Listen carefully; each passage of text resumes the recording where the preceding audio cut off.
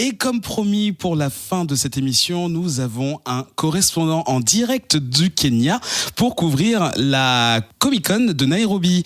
Alors, Gaylor, qu'est-ce que tu peux nous dire ? Oui. Alors d'abord, bonsoir. est-ce que ça va ? Bonsoir. Tu m'entends ? Oui, je t'entends, Eric, tout va bien. Super. D'accord, une connexion un peu chelou. Nairobi, c'est super, ça va bien. En tout cas, Grosse Comic-Con. tu peux laisser parler. La qualité de son est meilleure Plein que... d'invités. Jeff Lemire. Ça va être insupportable. Jeff Lemire. Partout, tout le monde parle de Jeff Lemire, c'est incroyable. Est-ce qu'il y a Black Panther ou pas ? Tu m'entends ? Oui, Black Panther, bien sûr, oui, bah forcément, hein, qui dit Afrique dit Black Panther, hein, bravo Eric. Oui, grosse manifestation autour du personnage. Ah d'accord, ok, cool. Eric ? Oui. Ah bon, on l'a perdu, je crois. C'est vraiment triste et dommage. Black Panther. Eric ? Bouya ! Bonjour et soyez les bienvenus. Vous avez tous raté le bouya ? Ben, en fait, il est venu. Refaites le bouya maintenant, sinon l'émission ne commence pas. Bouya. Voilà. Bienvenue dans ce 78e épisode de Comics Outcast. Pendant 1 heure, c'est l'occasion de plonger dans un univers qui nous passionne, nous et vous, les comics. Je suis Eric, votre animateur, et pour discuter ensemble de ce monde fabuleux et pour la technique et la réalisation, il y a Adrien. Oui. Qui n'a pas de micro cette fois-ci, on s'en est rendu compte au dernier moment, mais c'est pas grave. On espère qu'il va bien, qu'il lit des trucs. Il va dire oui, il a dit. On s'est dit qu'on était plus fort à plusieurs. Et alors pour explorer davantage les comics, on a avec nous 3 chroniqueurs. Il y a Zef, qui est en train de jouer, je crois, à Maxland. Non, pas du tout. Il était en train de regarder sa chronique. Comment vas-tu, Eric ? Ça va ? Ça, c'est ton joker, sauf que ça marche plus. Je vais très bien, merci. Tu lis quoi en ce moment ? Je lis... merde. Perdu. C'est pas grave. Et toi, ça va ? Oui, ça va, merci. Tu lis quoi en ce moment ? Là, je suis en train de rattraper mon retard sur X23. Je sais pas pourquoi je suis en train de lire ça. Et je suis très content de pouvoir continuer le Batman All-Star qui est sorti et qui a l'air de bien défoncer. Je l'ai pas encore lu et qui leur fait des doigts dans l'air. Et voilà, il a l'air super content. Et apparemment, dans le public, il y a des gens qui comprennent ce qu'il dit. Il y a également Alex. Salut. Comment tu vas ? Ça va bien. Toi, tu me demandes pas comment ça va, c'est pas grave. Ok, c'est pas grave. Là, mais là, c'est bon, c'est Il faut grillé. savoir qu'Eric, depuis tout à l'heure, me vise. Donc, ça va partir en couille pendant le truc, mais c'est pas grave. Est-ce que tu as des petites lectures en ce moment ? Oui, j'ai enfin commencé Descender. Ah, ça c'est Adrien qui va être fier, c'est genre, ouais, c'est bon, j'ai transmis le virus. Et on a Nivrae avec nous. Bonjour. Comment ça va ? Ça va bien, et toi ? Bien, merci. Tu vois, c'est pas si compliqué, Alex. Oui, mais on le sait déjà. C'est plus besoin de me demander une fois que je l'ai. C'est vrai. Pourquoi tu copies comme ça ? Tu essaies de prendre ma place, c'est ça ? Il est en face de moi, il va falloir que je le supporte. Moi aussi, il est en face de moi quand je en regarde. face de moi 3. Je demande pas ce qu'elle lit. J'ai pas fini ma phrase. Tu as des petites lectures en ce moment, c'est la même Ouais, je suis phrase. en train de lire Wonder Woman Rebirth qu'on Ouais. m'a offert à mon pote de départ. C'est trop D'accord. Donc ça, c'était pour dire qu'elle avait quitté son job. bien. C'est trop bien. T'es contente ? Oui. C'est toujours bien de... Ah, mais c'est comme quoi les gens me connaissent au bout d'un moment. Oui, c'est vrai. C'était pas dans mon conducteur, mais c'est pas tout. Il y a également, vous avez pu l'entendre, une personne qui vient de très très loin, dans un pays où il fait assez froid. Peu, mais quand même parfois il fait froid. Quand on l'hiver, monte là-bas. en haut du Kilimandjaro, c'est... Adrien, il est désespéré déjà. Non mais il arrive pas à suivre mon voilà. C'est Gaylor. Spécialiste comics de TF1, ouais. Salut. T'as pas pire comme intro ? J'ai pas trop, non, pas pire. Parle plus fort, parle plus fort. Hein, on m'entend pas ? Oui, bonjour, je suis très content d'être là. Ça va, Content Gaylor ? d'être revenu pour l'occasion. Oui, ça Je va. suis trop content de te voir. Ouais. Ça fait du bien. Je suis trop content, je suis trop fan de toi. Dégage du micro, merci. me Donc rends pour pas celles, ce que je dis, moi. pour celles et ceux qui ne connaissent pas Gaylor, c'est un ancien collaborateur du podcast qui, dans nos premières heures, a été notre correspondant en Irlande avec un micro aussi mauvais que, je vais pas faire de comparaison, mais un mauvais micro. Mais il est là, il est en vie surtout, et il est parti ailleurs très très très loin, donc au Wakanda, pardon, non, c'est quoi déjà ? Je vis actuellement en Nairobi. Ah, la fameuse. En Nairobi. En Nairobi, non, je sais pas. Au Kenya. À Nairobi. Voilà. J'ai dit à Nairobi, ouais. Ah, Ouais. non, mais je pensais que t'avais dit en Nairobi, ça paraissait bizarre. Désolé, Adrien, on arrête. Bon, sinon, je suis très content d'être là et longue vie à Comics Outcast. Oh merci, dégage. Merci, c'est trop gentil. Non mais en fait on partage le même micro, c'est chaud. Et sinon on a un programme très sympathique pour vous. Mes chers auditeurs, 3 revues dans un premier temps. Girl Scouts, c'est pas une onomatopée, c'est vraiment le titre. No World et Weapon X, puis un gros focus sur la mutante la plus férale de l'univers Marvel, Laura Kinney, also known as X23 ou X23 pour les autres. Et en fin d'émission, on va parler d'un documentaire passionnant sur Batman et le plus grand secret des comics. Oh, mystère. Les réseaux sociaux, oui, nous sommes sur Twitter, @comicsoutcast, et aussi présents sur Facebook dans un groupe bien coolos au doux nom de Bouya Comics Club. On discute avec vous, les auditeurs, des comics évoqués dans l'émission et de plein d'autres trucs sympas comme les news, les trailers de films, voilà, on s'en balance des pas mal. T'as vu qu'il y avait un mec d'ailleurs qui avait posté une photo de Kevin Smith ? Salaud, il l'a croisé à Album Paris. Félicitations à toi, tu as gagné une rencontre avec Kevin Smith. Franchement, je suis trop jaloux, ça. Je sais même pas qui c'est, je pense. Mais si, Si, il l'a vu dans le documentaire, normalement. Oui, déjà. Oui, c'est vrai. Mais surtout, je suis son podcast, donc voilà. Et est-ce que vous êtes prêts, messieurs, dames ? Oui. Oui. Oui, ouais. Comics Outcast 78. Oui. C'est parti.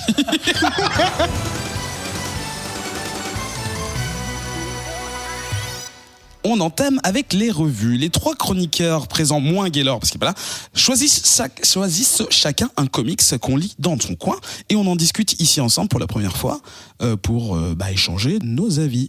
On ouvre le bal avec Weapon X présenté par Zef. Oui, effectivement. Alors, Weapon X, je le dis pour Je vais faire te chier. tuer. Donc, Weapon X. Voilà, entre 2000 checks de ce week-end, moi je lis des comics Marvel et je suis très content. Voilà, c'est sûr pour le placer.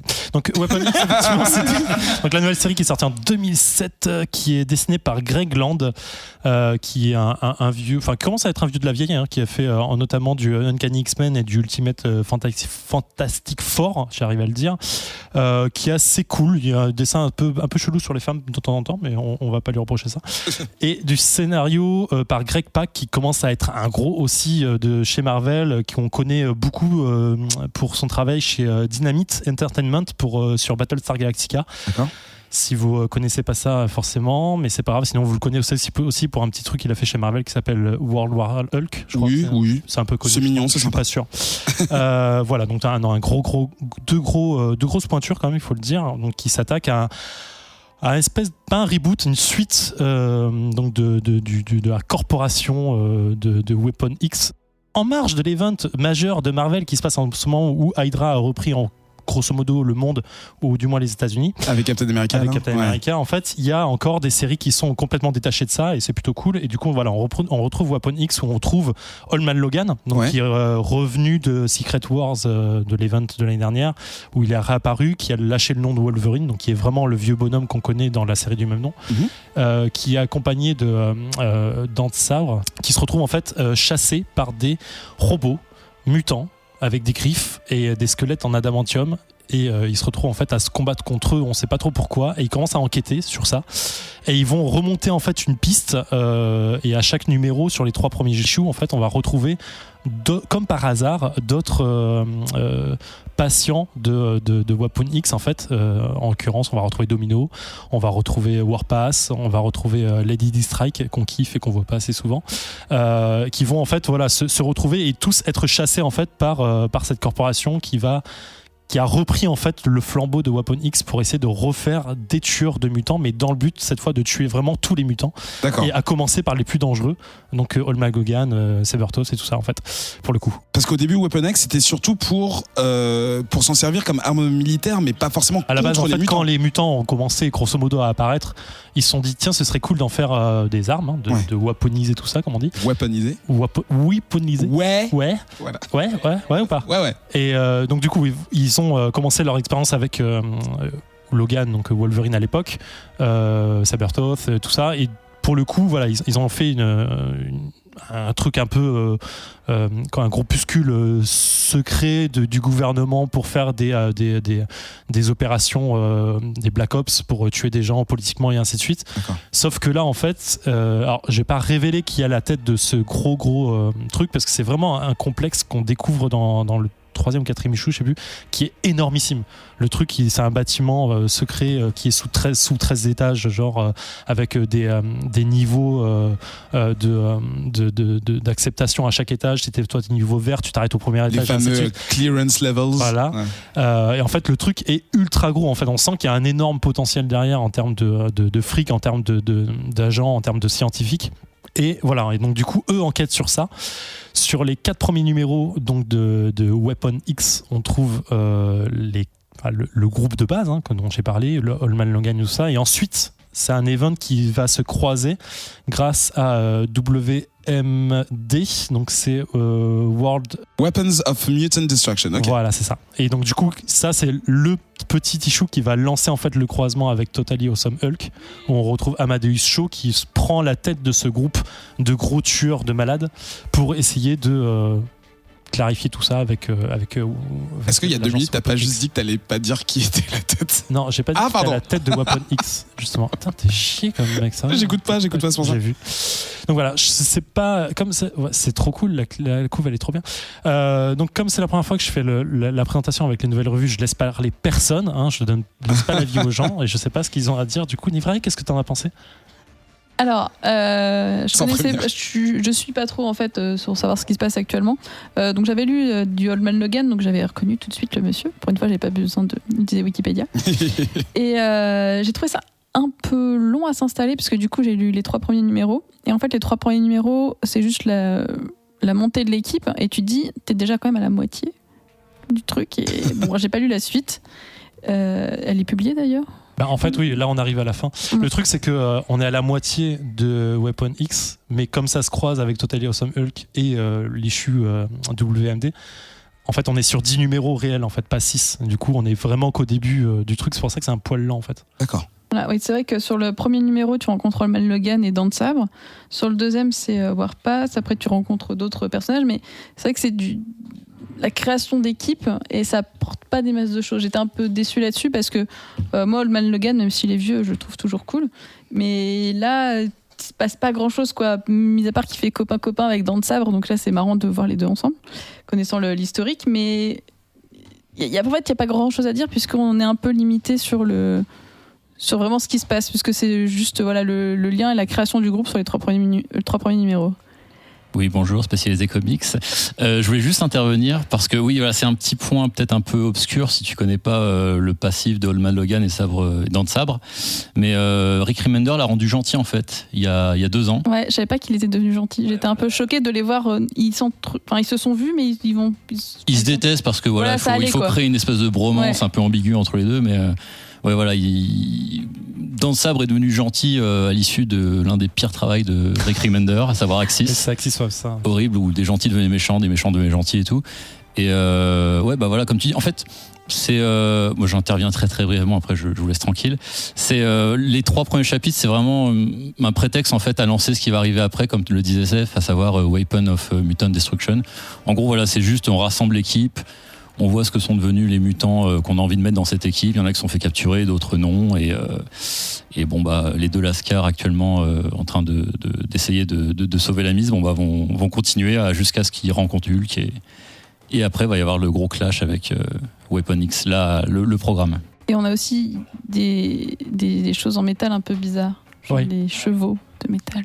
Je disais, en fait, effectivement, il y a le Weapon X qui crée en fait que des robots en fait à base d'adamantium, enfin en adamantium, et qui vont en fait avoir pour mission de trouver tous les anciens spécimens ou Weapon X pour les tuer en fait.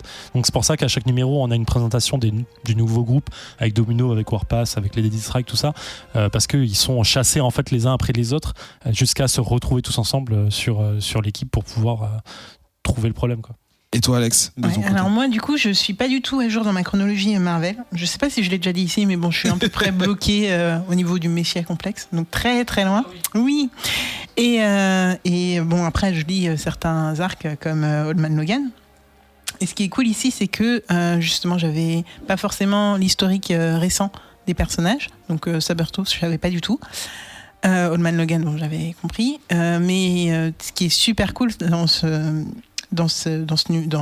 comics, c'est que y a quand même un historique qui est fait et du coup on n'est pas perdu. Le lecteur en tout cas qui n'est pas à jour n'est absolument pas perdu. Il comprend bien tout ce qui s'est passé et ça c'est appréciable. Donc en même temps on n'en a pas vraiment besoin. Enfin, de savoir que Sabertooth était devenu gentil. En fait là c'est un team-up pour survivre. Donc en fait on s'en fout qu'il soit gentil ou méchant vu que de toute façon ils vont aller dézinguer Ouais, voilà, c'est pour juste justifier le fait que voilà, ils sont potes, ils sont ensemble et on t'explique pas trop. Ouais, c'est ça. Voilà, on prend pas la tête avec un. On dirait quand même un vieux explication couple et tout, ils arrêtent de s'envoyer et tout. C'est assez marrant. Franchement, je trouve que ça fonctionne bien. On va nulle part. Clairement, on va nulle part au départ, en tout cas, dans les 3 premiers issues. Mais moi, je m'en foutais en fait. Je m'amusais à les regarder, un petit couple, un buddy movie. Ça voilà, ça va bien. vite, c'est tranquille. C'est drôle, ouais, voilà, c'est ça. Donc, on en a parlé un peu vite fait avant l'émission avec Monsieur Eric et en fait, il pensait vraiment que c'était pas forcément intéressant et tout. Donc, vraiment, on n'a pas forcément renchéri, mais je pense qu'on est sur la même longueur d'onde en mode, c'était super cool. En fait, c'est ça, c'est que ça reste 3 chapitres où il se passe pas énormément de choses. Après, tu sens que l'équipe qui est en construction, elle est intéressante et il y a la dernière case du chapitre 3, tu te dis, ok, d'accord, il va y avoir un truc derrière. Après, c'est vrai que moi je suis un peu entre les deux puisque c'est un peu juste 3 chapitres, surtout quand il se passe aussi peu de choses, mais je basculerai peut-être vers la suite. Après, ça fait beaucoup d'épisodes, il y a des crosses, donc il faudrait que j'arrive à comprendre dans quel sens bien suivre les choses, mais ça peut être intéressant. Je l'ai pas vu venir le crossover en fait. Là on est quasi à la fin. Alors il y a le 9e qui est sorti. Le dernier chapitre sera en août avec le dernier Totally Awesome Hulk numéro 22 je crois. Et après je pense qu'il y aura un dernier WMD parce que le premier s'appelle Alpha. Donc je pense que le dernier va être Omega, un truc comme ça qui va clôturer le tout. Donc on va être sur, je crois que ça fait 10 ou 11 numéros en tout. Et effectivement, après le 3e Weapon X, Eric va me tuer à force, c'est vrai, il lève les yeux au ciel. Après le 3e, je crois qu'il y a le WMD qui arrive, ou c'est après le 4e, j'ai un doute. C'est après le 4e, ouais. Voilà, c'est ça. Et donc c'est là où ça démarre vraiment, en fait, où l'équipe est constituée, on voit un Amadeus Cho qui est arrivé, et là ça part en couille direct et c'est super cool. Et ça a l'avantage d'être à la fois pour Hulk et pour Weapon X, d'être scénarisé par le même mec. Au moins c'est plutôt cohérent. Le mec a une idée, il va quelque part, on le sait. Et surtout tous les caractères des personnages sont vraiment bons en fait, parce que ils sont tous pas méchants, mais tu les identifies très rapidement quoi. Et t'as vraiment Amadeus Cho qui est le bon samaritain, ce qui est un peu bizarre pour un personnage aussi surpuissant que lui en fait, mais qui est très sympathique et qui veut vraiment faire. Et c'est lui qui prend la tête de l'équipe et c'est ça qui est encore plus fun en fait. Très très rapidement, un petit tour. On n'a pas trop parlé de l'illustration. Est-ce que vous voulez dire en deux mots ce que vous en pensez ? Alors moi j'aime bien le fond, les cases se lisent bien, la mise en page est cool, la mise en case est cool aussi. Le seul truc c'est sur certains visages de personnages, il y a des trucs comme, les proportions c'est parfois un poil chelou, je dirais, mais sur le fond ça fonctionne bien. Genre c'est pas foufou. Je sais pas si vous vous souvenez, c'est Greg Land qui dessine et on en a déjà parlé dans les toutes premières émissions pour Mighty Avengers. Daniel en avait parlé, vous savez, c'est ce mec qui prend des mecs, prend des figures de meufs, de mecs qui font du porno. Ouais, voilà. Et c'est pour ça que les mecs sont extrêmement baraqués dans des poses parfois un peu étranges. Et il a toujours ce rendu très très plastique et très.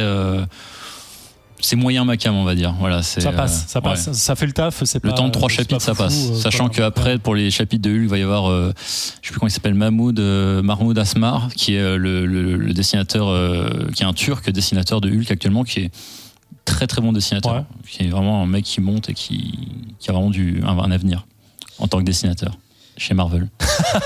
La prophétie. Le truc sur le cool, c'est que moi à la base, le nouveau Hulk, donc Amadeus Cho, je l'aime pas des masses. Enfin, le Totally Awesome Hulk, je sais que Gaylor me rejoint pas là-dessus. Mais là, pour le coup, ça me le fait un petit peu apprécier. Donc je vais peut-être revenir sur la série après, en fait. Et donc, rappelle-moi quand est-ce que c'est sorti par contre, c'était en janvier ? Non, ça doit être. On est au 4, ça va être mars ou avril. Voilà, donc bientôt 10, comme vous disiez. Il est bientôt fini, l'event est bientôt fini, donc après ils vont pouvoir avoir TBB dans 3 mois, je pense. Et naturellement, c'est chez Marvel, je crois qu'on l'avait pas dit, mais bon, ça coulait de source. Deuxième revue, cette semaine, il s'agit du No World, un comics qui est originaire d'une maison d'édition qui s'appelle Aspen. De mémoire, on en a fait un de chez eux, mais j'arrive pas à retrouver le nom. Lady Mechanical. Ça devait être ça, d'accord. Je m'étais fait torcher la gueule. Écrit par Scott Lobdell et illustré par Jordan Gunderson, sorti pareil en 2017. Et c'est toi, Alex, qui a choisi ce comics. Exactement. Et pourquoi je l'ai choisi ? Tout simplement à cause de la cover que je trouvais super sexy, super badass. Ouais. C'est une fille qui, dans une posture assez bizarre, mais on s'en fout. Elle a une arme dans une main. Elle a une arme dans une main et une arme à feu dans une main et un sabre dans l'autre. Elle est juste super sexy dans une tenue moulante. Enfin, c'est avec un décolleté de fou. C'est ce qu'on appelle une pose lascive-agressive. Je prends. Wow. Je prends. Bon, en tout cas, j'ai kiffé. J'ai feuilleté un peu pour voir un petit peu les premières pages et en fait c'est dans la même veine. Les premières pages c'est des covers, des variantes covers avec que des poses lascives agressives. Excuse-moi. Donc je prends. Ouais. Et je me suis dit ok, ça va être encore une histoire de team up et ça va être cool. Et je connais pas du tout Aspen Comics, mais on va y aller. Go. Donc j'aurais dû me méfier. Aspen Comics, je connaissais pas du tout. Donc j'ai fait quelques recherches et c'est une entreprise qui a été créée par un auteur de comics qui s'appelle Michael Turner en 2003 et dont les titres les plus connus sont Soulfire, Phantom et Lady Mechanica que je connaissais et n'avais pas du tout aimé. D'accord. Je comprends pas pourquoi. Parce que c'est de la merde.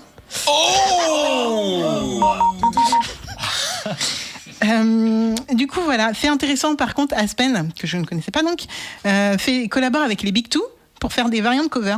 Et franchement, vu la tête de leur cover à eux, ça m'étonne pas. En fait, elles sont plutôt sympas. Mais voilà, donc par exemple, ils ont fait des covers dans Civil War, dans Incredible Hulk, dans Ultimate Logan, Wolverine, excusez-moi, etc. Enfin bref, donc. Oui, alors ça a été écrit par Scott, Lobdell, ouais. Comme tu l'as dit, que je ne connaissais pas non plus, mais qui a fait du Buffy contre les vampires, par exemple, du Génération X et du Iron Man. Ouais. Donc je ne connais pas ces titres, mais bon, je me suis dit pourquoi pas. Et par contre, Jordan Gunderson, lui, il a fait que du Aspen Comics. D'accord. Il est de la maison. Il est carrément de la maison. Avec les titres Assassin et World of Aspen. Ça s'invente pas. Donc voilà. Je sens le ton. Vas-y, continue. De quoi on parle ? Donc l'histoire commence dans un centre commercial où après avoir reçu un SMS, des personnes se mettent à tuer et font un massacre. Ça m'a fait un peu penser, vous savez, à cette scène dans l'église, dans le... Preacher. Kingsman, voilà, exactement, dans Kingsman. Je trouvais que ça ressemblait bien à ça. Donc en 6 secondes tout est terminé et les responsables du massacre s'évanouissent dans la nature. L'événement est relayé à la télé, aux informations, dans un diner où on retrouve une serveuse du nom de Mia. Elle est occupée à travailler quand une autre protagoniste qui semble bien badass, en effet c'est celle de la couverture, apparaît et essaye d'enrôler Mia dans une mission un peu obscure. Mais surtout, avec elle entraîne une horde d'assassins, un petit peu du même type que ceux qu'on a retrouvés un peu précédemment dans le centre commercial. Et un homme qui paraît bien taciturne. Donc c'est comme ça que s'achève le premier issue. Donc on ne sait pas grand-chose, clairement. On ne comprend pas grand-chose. Et on ne sait pas du tout où on va. Et sur les 2 issues suivantes, on découvre que la fille badass s'appelle Iris, qu'elle aime les objets pointus et tranchants, que l'homme taciturne s'appelle Delek et qu'il est mort, et que les deux essayent d'enrôler Mia, qui elle est une femme avec des ailes, dans une mission. Dans une mission, voilà. On comprend à peu près que c'est pour lutter contre ces personnes du centre commercial, mais on ne sait pas trop où on va. Les deux, donc Iris et Delek semblent penser que c'est des événements qui sont liés à la magie. Mia, d'après leur information en tout cas, est un être magique, donc logique, on essaye de l'enrôler pour vaincre la menace. Pourquoi pas ? Mia, elle, de son côté, elle a un petit caractère de merde et elle est pas vraiment d'accord. Mais elle réfléchit très vite, elle donne son chat et elle dit ok, on y va. Pourquoi pas ? Pas besoin de plus de scénario que ça, allez. C'est ça. Donc voilà grosso modo le pitch. Et en parallèle, on a 2 autres personnages, dont une trans noire très lourdement armée, avec un chien, et une sorte de mix entre Witchblade et Bumblebee de DC. Au bout de 2 issues, on en est là. On a des personnages qui sont un peu perdus, on a une team qui commence à se former, on se demande très très vite fait si tout le monde va être d'accord pour faire la team et pour aller buter les méchants. Voilà. Donc, je ne connaissais pas Aspen. Est-ce que vous connaissiez un livret Est-ce que Bah, Oui. Moi, je connais pour Lady Mechanica parce que, comme Zef, j'aime beaucoup Lady Mechanica. Ah, merci. High five, là, direct, bim. Voilà. Et ouais, non, j'ai acheté même avec des variantes cover et tout. Enfin, bon, Ah, voilà. c'est pas grave, c'est À pas fond, grave. à fond. Non, je connaissais pas du tout Aspen Universe. Et d'ailleurs, quand j'ai googlisé le nom du dessinateur, je me suis rendu compte qu'il avait peut-être bossé aussi chez Zenoscope sur Grim Fairy Tales. Mon Cendrillon de la dernière fois. Qui était bien. Du coup, j'ai eu un peu peur de la qualité du truc. Ah. Et bon, je suis un peu comme toi. Je pense que mon avis rejoint un peu le tien. Comment dire, c'est facile sur ma feuille, j'écris bof, rien pigé. Putain. En fait, les personnages débarquent, on sait pas qui c'est, on sait pas d'où ils viennent. Je suppose qu'ils ont eu des. Il s'est passé autre chose dans des comics de leur universe. Mais c'est vrai qu'on sait pas qui c'est du tout. Le premier tome, ok, bon d'accord, il y a eu un attentat. On comprend pas trop, il y a de gens qui ont disparu, mais enfin c'est pas expliqué, c'est pas clair. On débarque dans ce diner, on sait pas ce qu'on fait là.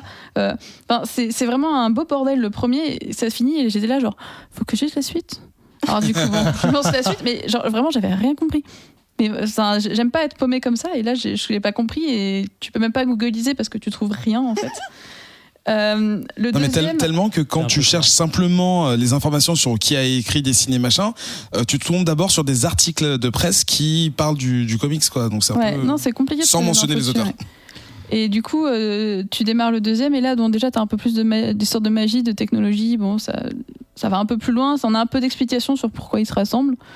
Mais ça reste toujours très vague, et t'as ces nouveaux personnages entre celui qui a changé de sexe, celui qui a un brin un peu chelou là, et t'avances pas plus que ça. Et après le troisième épisode, ça se rassemble un peu, mais je sais pas. Pour moi, j'ai trouvé ça fade, j'ai pas accroché, j'ai pas compris, Il y a pas de lien, comme ils disent dans Top Chef. non. Ok. Non, mais il y a je sais pas, il manque quelque chose quoi. Carrément. Et du coup, j'ai vraiment pas accroché. Et non, c'est sûr que je lirai pas la suite, j'essaierai même pas. D'accord. C'est franc, honnête. Voilà, ça ne m'a pas intéressé. Et toi, bizarrement, même si toi tu es Zef qui a déjà lu du Aspen, est-ce que ton avis a été un peu balancé ou Alors, le problème c'est que moi j'ai un passif avec Aspen. Et du coup, oui, j'ai eu 15 ans moi aussi. Soirée au Aspen anonyme. Bonjour Zef. Non, mais en fait, l'idée c'est que effectivement, il n'y a pas d'explication. Le truc, c'est que tous les héros qu'on voit apparaître, ils viennent tous d'une série Aspen à la base.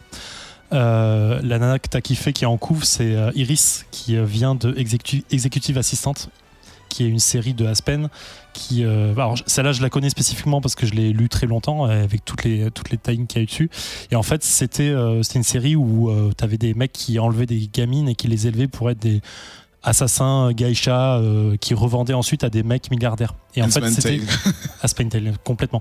Et du coup voilà, et Iris c'était une des premières qui s'est rebellée, qui s'est échappée, qui machin, qui a fait plein de trucs derrière. Après il y a eu Orchid, il y a eu Tulip, il y a eu plein de trucs comme ça, donc tout ça avec des noms de fleurs. Et donc quand tu as proposé donc ce comics, moi j'ai vu juste Iris. Enfin, j'ai reconnu en fait plus ou moins la personne, enfin Iris sur la couve et dans le comics. Et en fait, quand j'ai vu pas les bulles, mais les cases de pensée de Iris avec le dessin et le fond un peu violet, un peu japonisant, je me suis dit putain, mais on dirait Executive Assistant en fait. Et là, j'ai compris que c'était elle justement. Et en fait, c'est comme si aujourd'hui on vous donnait Secret Wars à lire, mais vous aviez jamais lu de Marvel avant. C'est un peu la même chose en fait, c'est dire mais c'est qui tous ces personnages, je comprends rien. Donc tu compares ce comics à Secret Wars?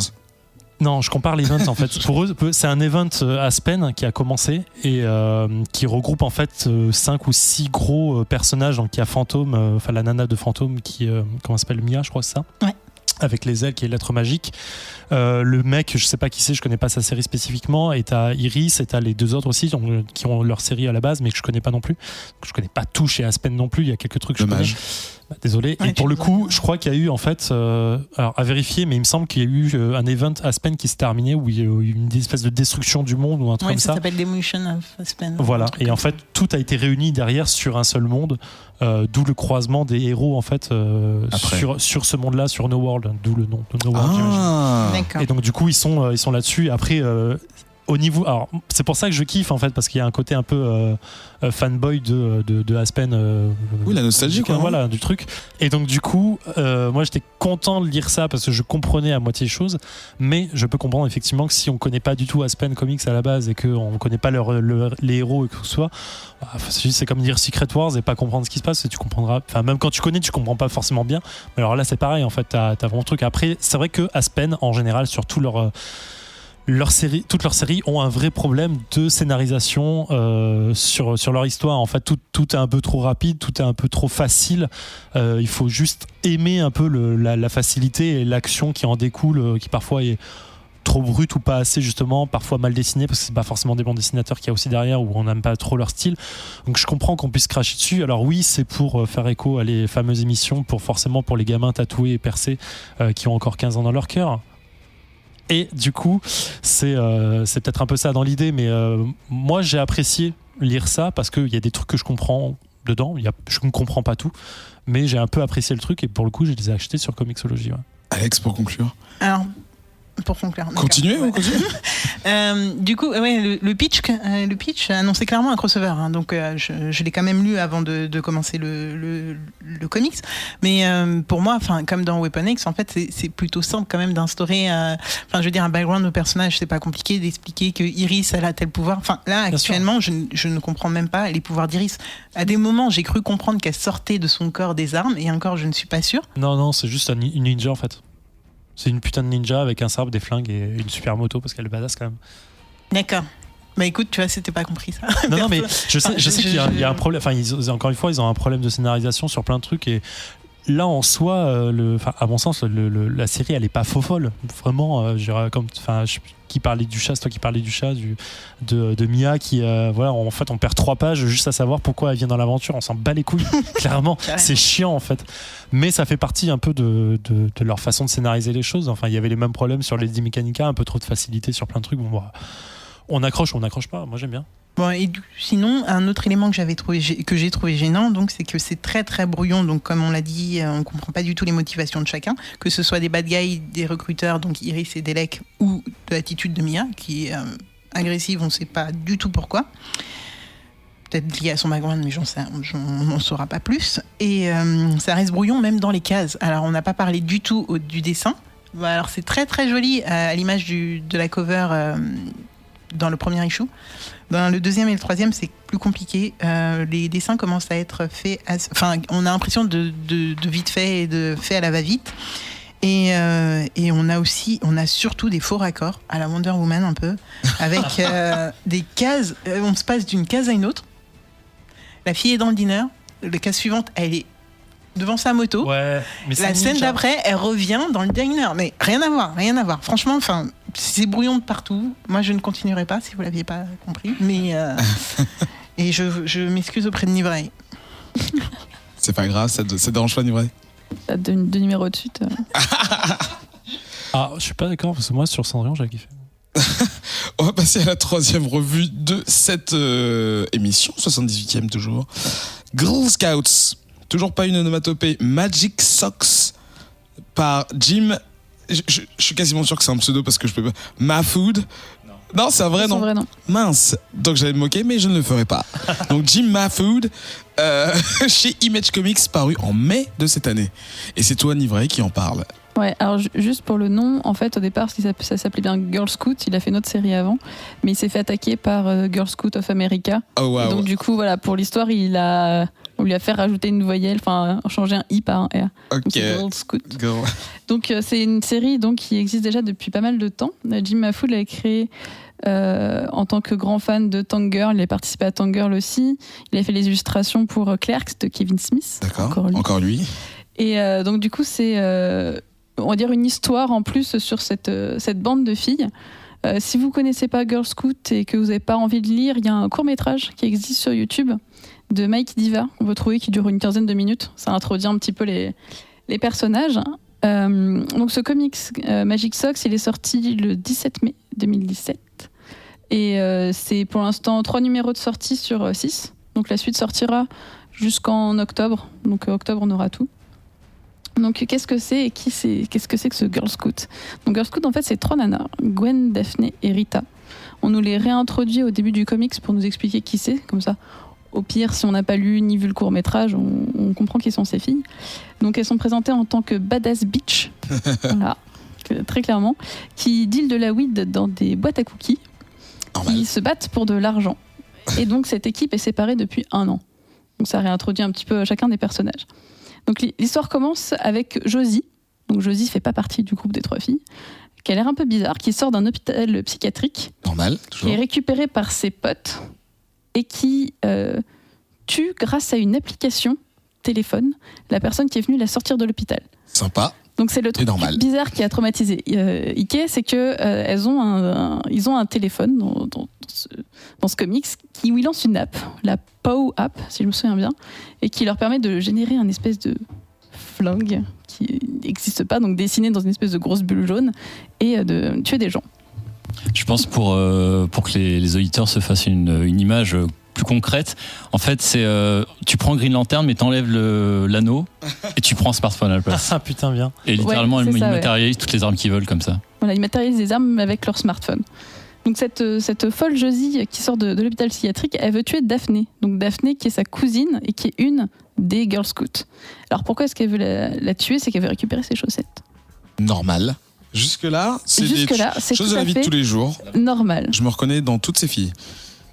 Donc du coup, dans les premiers issues, donc on découvre Josie, on découvre qui est Daphné, avec Rita qui vient récupérer Daphné, qui est... pas Rita d'ailleurs, c'est Gwen, qui vient récupérer Daphné, qui est dans un bar en train de prendre de la drogue, couche un peu avec tout le monde, qui fait des striptease, enfin c'est...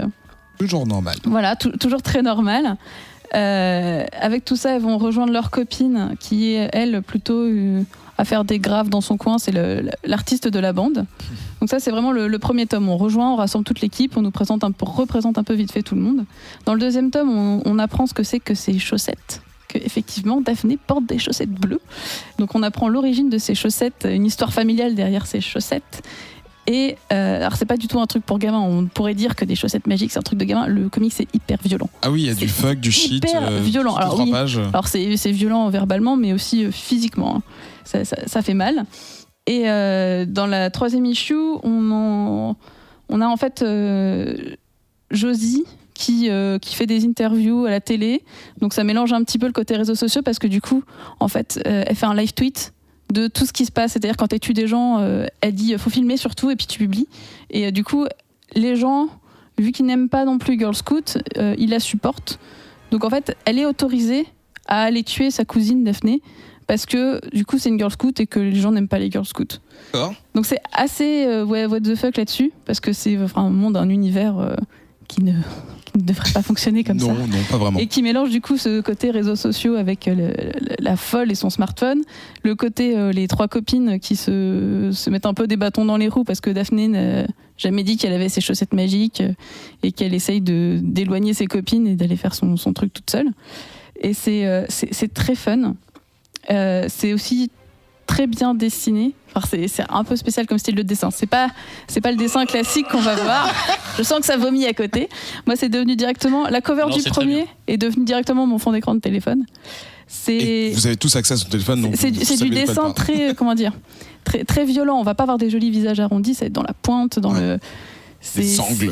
On se retrouve avec des pages énormes, avec des trucs de partout qui sortent de partout. Vu qu'on a le sexe, la violence, tout qui se mélange, avec des couleurs bien flashy, bien punchy. C'est un peu surprenant, je pense, au départ. Après, si on a déjà vu du Tangirl ou ce qu'il avait fait pour Clerks, on retrouve un petit peu sa patte. Donc voilà. Après, je sais pas si Zef a quelque chose à dire parce que j'ai l'impression que. Ah ouais, ce beuglement là il venait du cœur. Hein.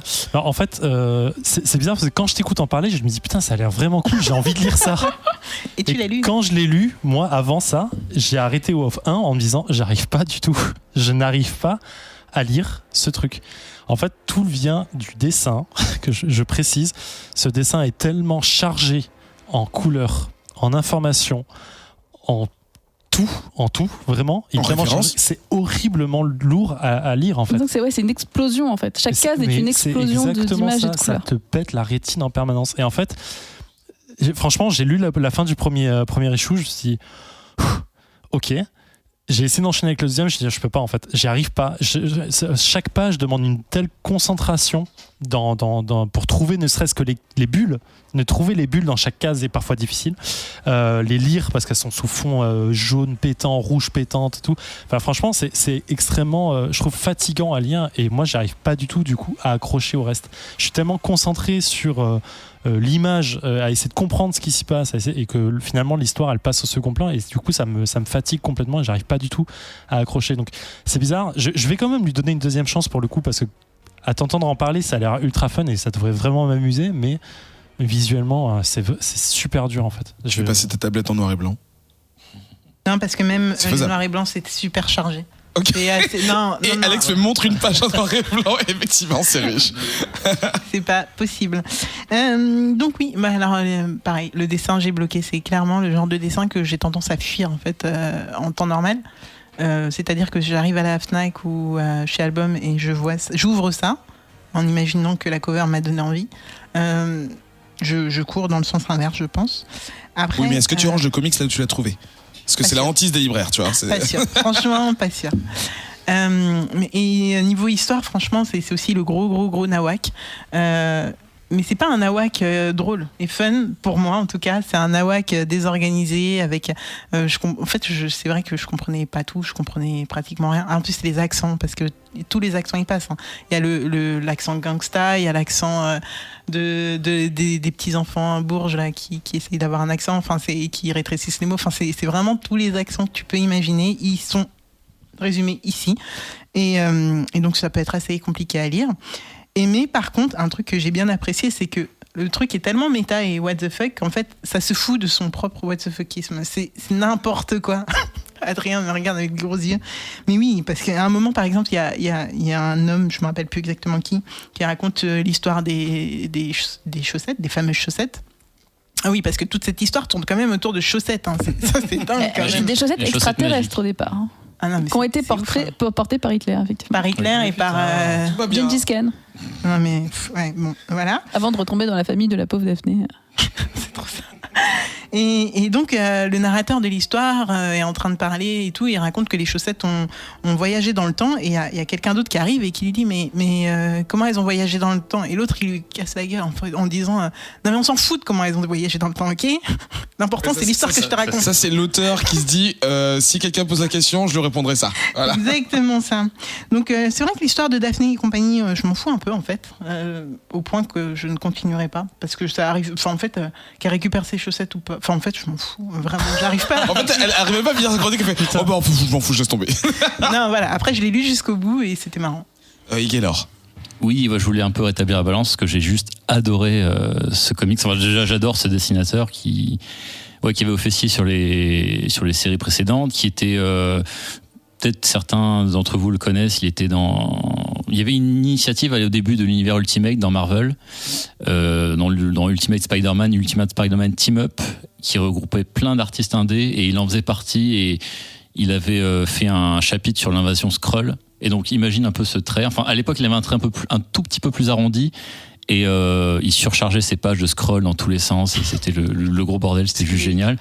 Et enfin moi je trouve ce comics incroyable pour l'énergie qu'il dégage, aussi bien dans le trait complètement saccadé, hachuré, dans les couleurs ultra pétantes. Et j'ai retrouvé un petit peu dans l'humour et dans l'autodérision, j'ai retrouvé un petit peu de I Hate Fairyland, dont il fait mention à un moment, parce qu'à un moment l'une des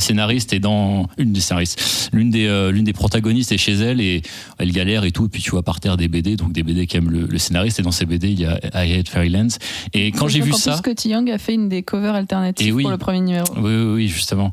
Et ça sera un spin-off de cet univers, tu vois, dans lequel, alors c'est beaucoup moins bien dessiné, bien sûr. Enfin, c'est pas beaucoup moins bien dessiné, c'est juste un dessin complètement différent et beaucoup plus. Enfin, moi, je comprends que ça rebute. Hein. C'est vraiment. On dirait limite des brouillons. Hein. Enfin, puis il y a une façon aussi de. En fait, on dirait un brouillon arrangé. C'est difficile t'as l'impression de voir Je veux dire, un lycéen qui est artiste. Non, mais c'est pas méchant, mais un lycéen qui est artiste, qui s'emmerde pendant son cours et qui fait que du dessin comme ça, en fait. Ça. Je peux comprendre, ouais, mais en fait, c'est super dur à comprendre. Mais derrière ça, il faut voir la composition, il faut voir les mouvements qu'il donne au corps, et il y a des déformations qui sont juste trop fortes et trop. Moi, je trouve trop belles. Déformations, j'ai une question. Les yeux de Daphné, c'est quoi le délire? C'est peut-être les chaussettes justement qui donnent je pense que c'est quand les chaussettes s'activent, je pense qu'il y a un côté. Mais non. Parce qu'il y a des monstres derrière, il y a des. Enfin voilà, quand elle a ce pouvoir. Son ombre Dieu, c'est ça? Ouais, elle a plein de yeux qui tout le temps. défile, c'est bizarre. C'est peut-être justement le fait de retranscrire la drogue, tu vois. Elle a un regard très très halluciné. Autour de ce personnage, il y a beaucoup de dessins et encore plus surchargé. Et Gaylor s'en va dans un tunnel. Oh, on l'entend plus.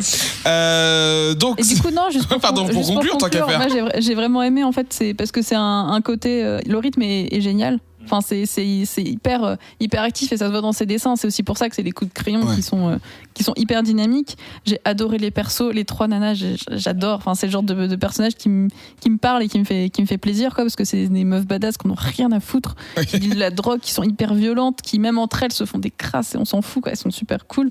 Et j'ai trouvé même ça drôle. C'est pour ça que t'as quitté ton job ou... Aucun rapport. J'ai trouvé ça drôle, j'ai adoré les dessins. C'est vraiment un univers qui m'a plu vraiment tout de suite. Et pourtant, je reconnais que les dessins, ça peut choquer les gens et ça peut ne pas plaire, quoi. Mais en tout cas, je continuerai, c'est sûr. Et j'ai même m'intéressé du coup aux précédents que j'avais pas lus et je vais essayer de les trouver. Et Gaylor, pour conclure de ouf. Il faut le suivre sur Instagram. Il dessine plein de trucs, il reprend des persos Marvel, DC, tout ça, et toujours avec ce style incroyable, et même une colorisation bien à lui à base de crayons de couleur, un peu comme des enfants, tu vois, qui défoncent leur page avec des crayons. Enfin, c'est tant qu'on y est, l'Instagram de Scotty Young. De Scotty Young, oui. Et de Comic Ouf. Et de Comic et comme vous en aviez parlé dans le dernier numéro, à la fin des comics, il met aussi à dispo une playlist. Qui est liée, voilà, c'est pas forcément écouter en même temps, mais c'est inspiré. Tu retrouves plein de choses, du Metallica, enfin, il y a énormément. Que des trucs. Très calme. Merci pour ces 3 revues à vous 4, puisque Gaylor s'est incrusté dans le truc, mais bon. Vous retrouvez toutes les informations concernant les comics qu'on a évoqués sur la page de l'épisode, radiocao.com, rubrique Culture et Art, émission Comics Outcast. Et dans le Bouya Comics Club quand on débriefera avec vous autres. Pour l'heure, ce sera une petite page de pub et on reviendra pour un focus sur X23 et un hors les bulles sur un documentaire autour de Batman. Le 21e siècle. C'est parce que Mark et William avaient eu l'idée de développer des jeux ensemble que les dieux imaginèrent cette terrible vengeance. Quiconque ose créer un logo avant la première ligne de code doit être puni.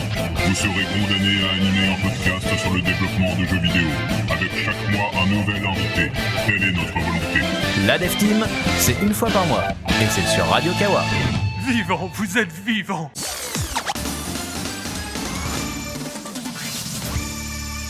De retour dans la deuxième partie de cet épisode de Comics Outcast, c'est l'heure du focus. C'est une partie de l'émission dans laquelle un chroniqueur ou plusieurs parle des personnages, d'une série, d'un arc narratif qui les intéresse particulièrement et qu'ils voudraient partager avec vous. Cette semaine, les chroniqueurs ont choisi de parler du personnage de X23, assez connu dernièrement, en l'occurrence pour une apparition dans le dernier film Logan, qui conclut l'arc du personnage de Wolverine, mais qui n'en est pas du tout à sa première apparition. Donc un grand nombre l'ont découvert à cette occasion, mais en fait, il y a beaucoup plus à savoir sur elle. Et c'est donc Alex qui va nous en parler. C'est rigolo parce qu'il y a un X, Alex et Zef. Et c'est drôle parce qu'il y a un X dans ton prénom, mais maintenant que t'as dit Zef, il n'y en a plus de X, donc ça casse ma blague. J'ai pas dit Zef. Non, mais tu l'as dit. C'est toi qui l'as dit tout seul. C'est moi qui l'ai dit tout seul. Ok. Il y a toi qui parles depuis tout à l'heure. Je sais. What? Tu es tout seul dans le studio, Eric. Alors, du coup, tu as proposé une liste de lecture à tout le monde. Exactement. Certaines personnes ont répondu à cet appel et ont lu, d'autres moins. Mais, on peut aujourd'hui tirer un portrait assez clair du personnage, de sa création jusqu'à aujourd'hui. Exactement. Alors, X23, c'est un personnage qui a été créé par Craig Kyle et vu pour la première fois dans le dessin animé X-Men Evolution. C'était trop bien! Exactement. Je me suis même pas rendu compte que c'était X23 à l'époque d'ailleurs. Même s'ils disent son nom, mais tu te rends pas compte que c'est un L'épisode s'appelle X23. Oui, mais tu te rends pas vraiment compte de la portée du truc, quoi. Les X-Men. Ah, mince! Très bien. Donc, en 2003, Alors dans le dessin animé, pour ceux qui ne se souviennent pas ou qui ne l'ont pas vu, on suit en fait les étudiants de Xavier à l'école. Et Wolverine est un des professeurs de cette école. Et dans cet épisode donc, qui s'appelle X23, le clone de Wolverine s'échappe du programme dans lequel qu'il a créé pour retrouver la personne qu'elle considère comme responsable de tous ses malheurs, à savoir Wolverine. Et elle débarque donc à l'école de Charles Xavier où Logan est professeur. Donc Craig Kyle, c'est un scénariste et producteur de pas mal d'animés Marvel. Donc Ultimate Avengers 1 et 2, Hulk versus Thor, Hulk versus Wolverine. Il en a fait vraiment, vraiment pas mal. Et dans les comics, il a fait par exemple les scénarios de Necrotia, X-Force, Sex and Violence, X-Men Divided We Stand, etc. Alors, à l'issue de cet épisode, il y a eu un engouement assez particulier par rapport au personnage de Laura, donc de X23. Je suis même pas sûre qu'elle ait un prénom dans cet épisode. Mais, je suis pas sûr non plus. Mais... Voilà, donc de X23. Et suite au succès, Marvel décide de réutiliser le personnage dans une série qui met en scène des adolescents perdus. Qui s'appelle NYX. En fait, je ne sais pas si ça se prononce NYX ou Nix, donc je continuerai avec c'est Nix. Nix, très bien. C'est un acronyme. Ça fait New York X. Mais c'est New York District, oui, effectivement. Mais c'est un acronyme, c'est fait pour être dit rapidement, par logique. Nix. Ok, ouais. On continue avec Nix alors. Avant que du coup Craig Kyle ne s'allie au scénariste Christopher Yost pour offrir les origines du personnage dans une mini-série en comics. Nix, c'est l'histoire en fait de 5 adolescents qui ont une vie pas facile du tout. Ils se découvrent des pouvoirs.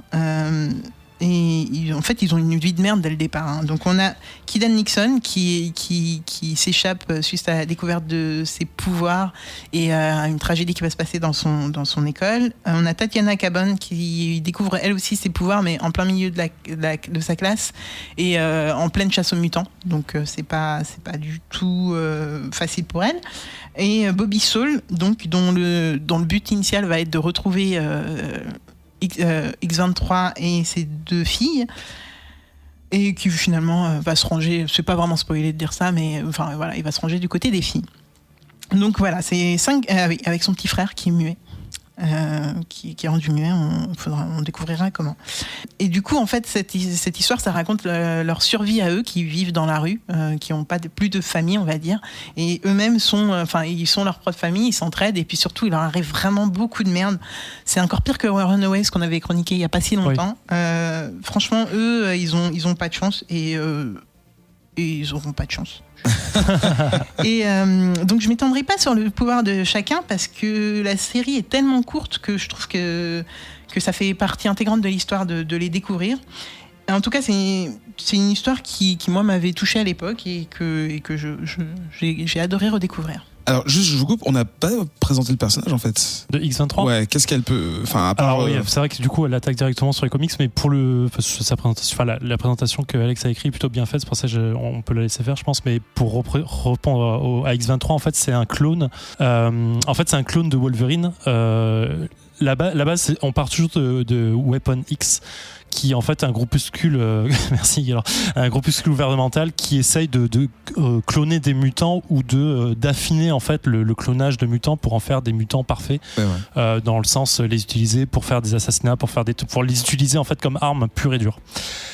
Lorsque Logan, donc Wolverine, s'échappe de la facility, enfin j'arrive pas à trouver un mot, du complexe, merci, du complexe au Canada, en fait, Weapon X est pas détruit à ce moment-là, en fait, elle n'est pas abandonnée, l'initiative n'est pas abandonnée, au contraire, elle est relancée en fait parce que ils ont son ADN et ils essayent du coup de recréer un clone de Logan qui pour eux en fait est l'arme ultime.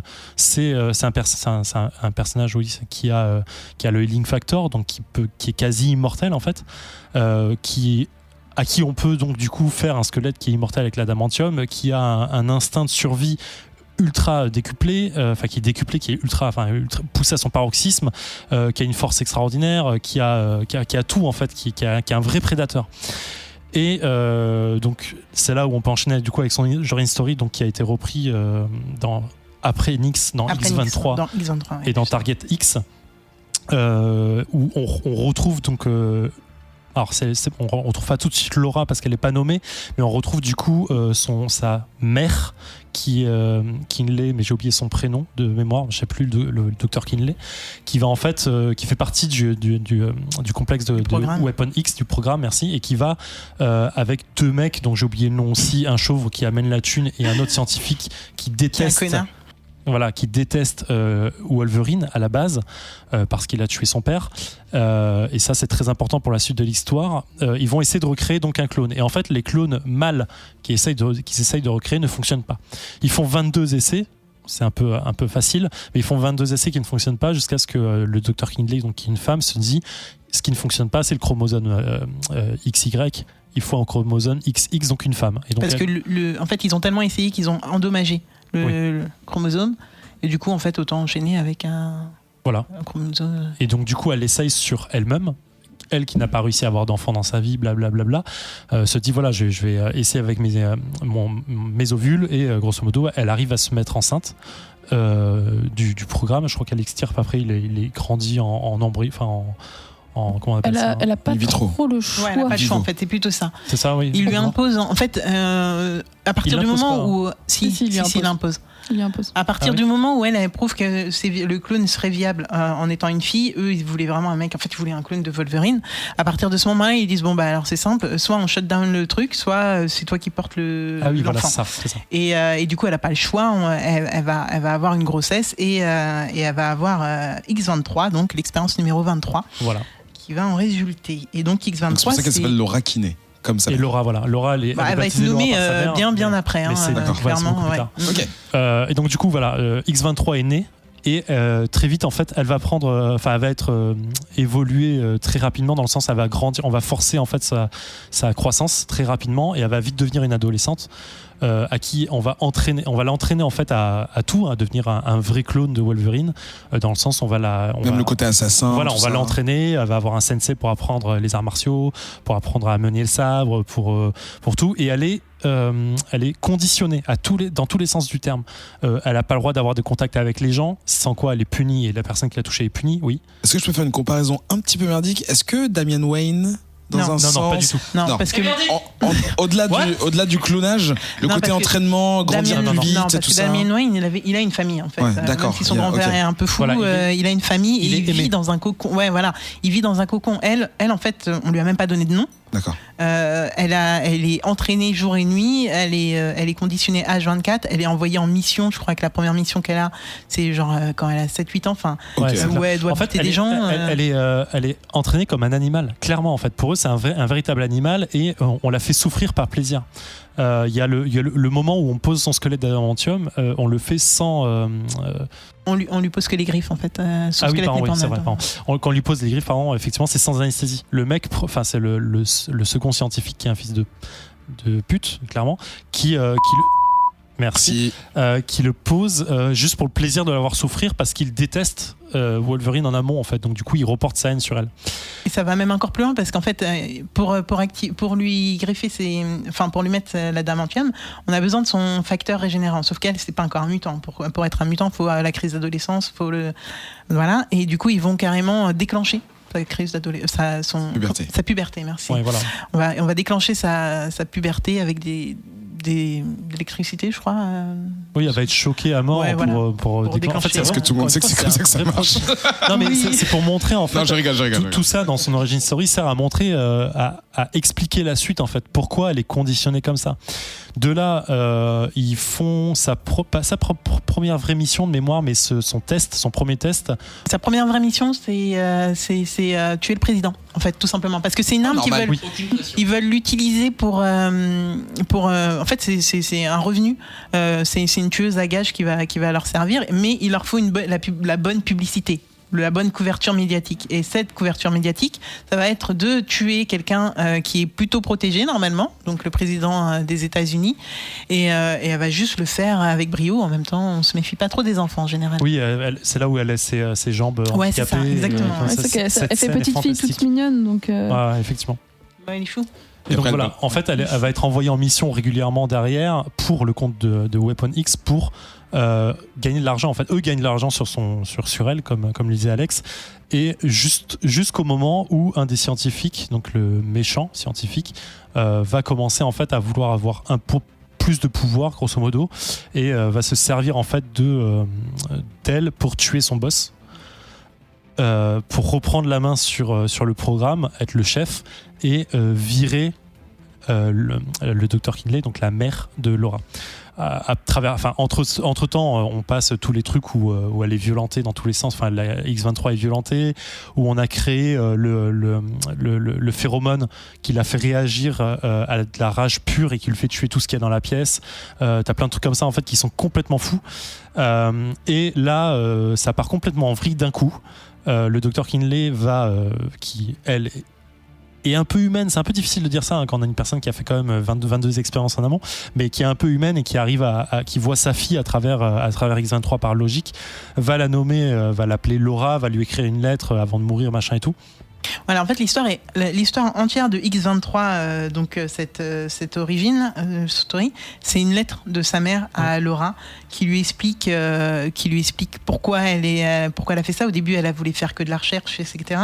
Elle va lui dire comment elle s'est rendue compte qu'il l'utilisait comme une arme, comment elle a changé un petit peu en ayant sa fille, même si au début c'était pas censé être considéré comme sa fille.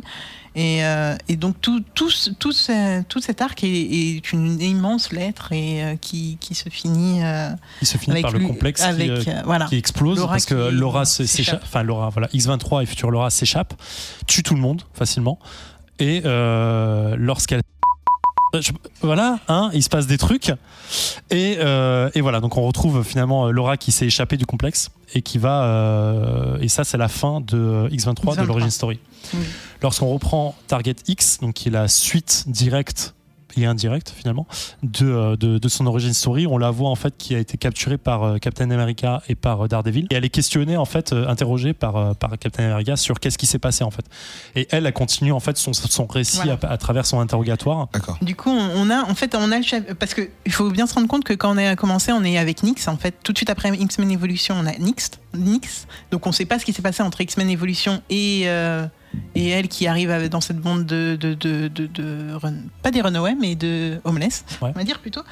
Et après on a X-23, ok. Et des années plus tard on a Target X. Je n'ai pas les dates exactes en tête. 2005, 2007 je crois, c'est 2007. ça. Voilà, donc plusieurs années plus tard on a ce qui comble en tout cas entre Laura qui s'échappe du complexe et Nyx. On a enfin ce qui s'est passé. Sachant que la première mission de X-23 qui avait été de tuer le président là, sur les lieux de sur l'intervention, il y a Captain America à ce moment-là, donc on est dans X-23, qui intervient, qui voit le massacre et qui ramasse une petite fille. C'est là où le truc est ultra cool en fait, c'est qu'il ramasse une petite fille qui est la seule survivante du massacre et il l'amène dans une ambulance et au moment où il ferme la porte, il comprend que le tueur s'est échappé de la pièce et en fait il regarde l'ambulance, tu vois l'ambulance qui se barre avec des traces de sang et là il comprend qu'il vient de faire échapper le tueur et en fait c'est pour ça que quand il la retrouve dans Target X, il y a ce passé en fait qui lui revient un peu dans la gueule parce que c'est un des pires moments de sa vie en fait, là où il a aidé un tueur à échapper. Il faut voir la page, je crois que c'est une double page où tu vois tous les cadavres qu'elle a laissés. Je sais pas, il y a une trentaine de personnes qui sont en morceaux quoi. C'est elle fait bien son boulot, Mais avec cette histoire du coup cette histoire est elle est intéressante quand on aime Laura, y a pas de souci. Après, il y a pas mal de prétextes pour continuer cette histoire. On lui invente une némésis, Kimura, voilà exactement. Donc la seule personne que Laura ne peut pas toucher et blesser. Bon, c'est pratique, on sait pas pourquoi, et on saura jamais. Enfin, je sais pas si elle a été conditionnée encore une fois. C'est dans son entraînement en fait, elle explique à Kimura à un moment, explique que à chaque fois que Kimura a été spécialement créée pour contrecarrer X-23 en fait. Et elle essaye de la frapper et en fait ça l'atteint pas. En fait elle lui explique que elle peut pas la blesser, elle a pas le droit de la blesser en fait, son conditionnement fait qu'elle a pas le droit de la blesser et donc du coup à chaque fois que Kimura arrive en fait elle bat X-23 parce que elle peut pas se défendre en fait. Et après elle arrive à contourner un peu le système, son conditionnement je veux dire, de façon super intelligente, mais effectivement c'est son némésis pur et dur dans le sens où c'est la personne qui l'a puni à chaque fois et qui peut pas Ouais. être blessé. Et c'est là qu'il y a vraiment une affection aussi qui peut arriver pour le personnage de Laura, parce que on la voit en fait, elle se fait battre dans X23, on la voyait se faire violenter par l'organisation, etc. Ok, mais là c'est physique, c'est encore plus prenant de voir comment Kimura la démonte et puis elle kiffe. Franchement, c'est vraiment violent. c'est vraiment super violent. Voilà. Après, il y a tout dans Target X. Elle raconte aussi comment elle rencontre la première fois Wolverine. C'est là où en fait, elle raconte à Captain America qu'elle est allée à l'Institut Xavier, qu'elle a regardé. Alors, en fait, c'est marrant parce que on voit que c'est un prédateur, on voit que c'est un assassin encore, qu'elle a toujours cette habitude et qu'elle est socialement inapte à tout, en fait, parce que elle arrive devant l'Institut et elle attend. Elle est en périphérie de l'Institut et elle regarde les gens. Elle rôde, elle regarde les gens, elle regarde qui y a, qui interagit avec qui parle à qui Mais machin. c'est déjà le cas dans X-Men Evolution. Ils ont repris en fait le même début et en fait. Et en fait, à un moment où Wolverine sent qu'il y a un truc qui va pas, se barre tout seul. Pour protéger l'école, c'est exactement le même début. Et il se barre, je sais pas, dans le désert et il attend 2 heures et il la sent arriver. Il lui dit c'est bon, je t'ai senti il y a 2 heures, tu peux arrêter de te cacher. Et là, ça part en baston, mais instant entre les deux fauves qui se battent pour la supériorité. En même temps, Wolverine a plus le réflexe de se protéger que d'attaquer en fait. Il comprend pas forcément ce qui se passe et Laura, elle est folle de rage parce que pour elle, c'est lui la raison de tout ce qui lui est arrivé. Et surtout, elle a toujours été comparée à lui, en fait, ça qui est fou. Elle est moins forte que lui, techniquement, parce qu'elle n'a pas l'expérience, mais sur plein de conditions, sur plein d'exercices qu'elle a eu pendant son apprentissage, elle est comparée à lui et finalement, on voit qu'elle n'est pas aussi forte que lui et ça, c'est un défaut. Est-ce qu'elle, son instinct est peut-être un peu plus brut que Wolverine qui réfléchit plus et du coup, parfois, l'instinct, c'est juste que lui, Wolverine, quand il a été pris, en fait, il était plus vieux, il avait déjà l'expérience de la vie, il avait l'expérience de la guerre, il avait l'expérience du combat, que elle n'a pas, en fait. Donc, elle n'a pas vécu, elle, en fait. Elle a vécu, elle n'a rien vécu. Elle a quel âge dans ses comics? À peu près une vingtaine d'années, un peu moins? Moins que ça, elle a 16 ans, 17 ans. Ouais, elle a 16 ans. D'accord, mais c'est pour se rendre compte, en fait, qu'elle est pas si. En fait, à 17 ans, elle a déjà vécu 3 ou 4 vies d'adulte, en fait, parce qu'elle en a pris tellement plein la gueule, elle a été tellement confrontée à la mort et aux problèmes, entre guillemets, d'adulte, dans le sens problème grave de guerre et pas forcément les impôts, par exemple, mais qui fait. Non, mais je sais ça, quand on dit problème d'adulte, on pense à d'autres trucs. Mais je vois ce que tu veux dire. Que voilà, elle est vraiment plus expérimentée que tous les autres X-Men, en fait. Et quand elle rejoint l'école X-Men, j'écoute pas du tout ce que tu dis, quand elle rejoint l'école, en fait, elle est plus expérimentée sur beaucoup de points, mais complètement inapte socialement. Socialement, il y a des grosses lacunes parce que de toute façon, elle a vécu enfermée toute sa vie. Après, elle a rejoint sa cousine. On n'en a pas parlé, mais bon, ça c'est pas très.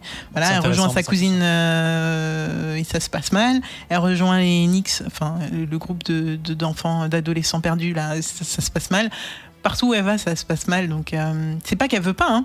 Et contrairement, d'ailleurs, justement, si on peut enchaîner. Attends, peut-être que tu as quelque chose à dire. Oui, vas-y. Non, mais c'est comme tu disais, à partir du moment où elle est toute seule, ça va. Dès qu'il y a d'autres gens, ça marche pas, quoi. C'est la merde. C'est exactement ça, c'est la merde.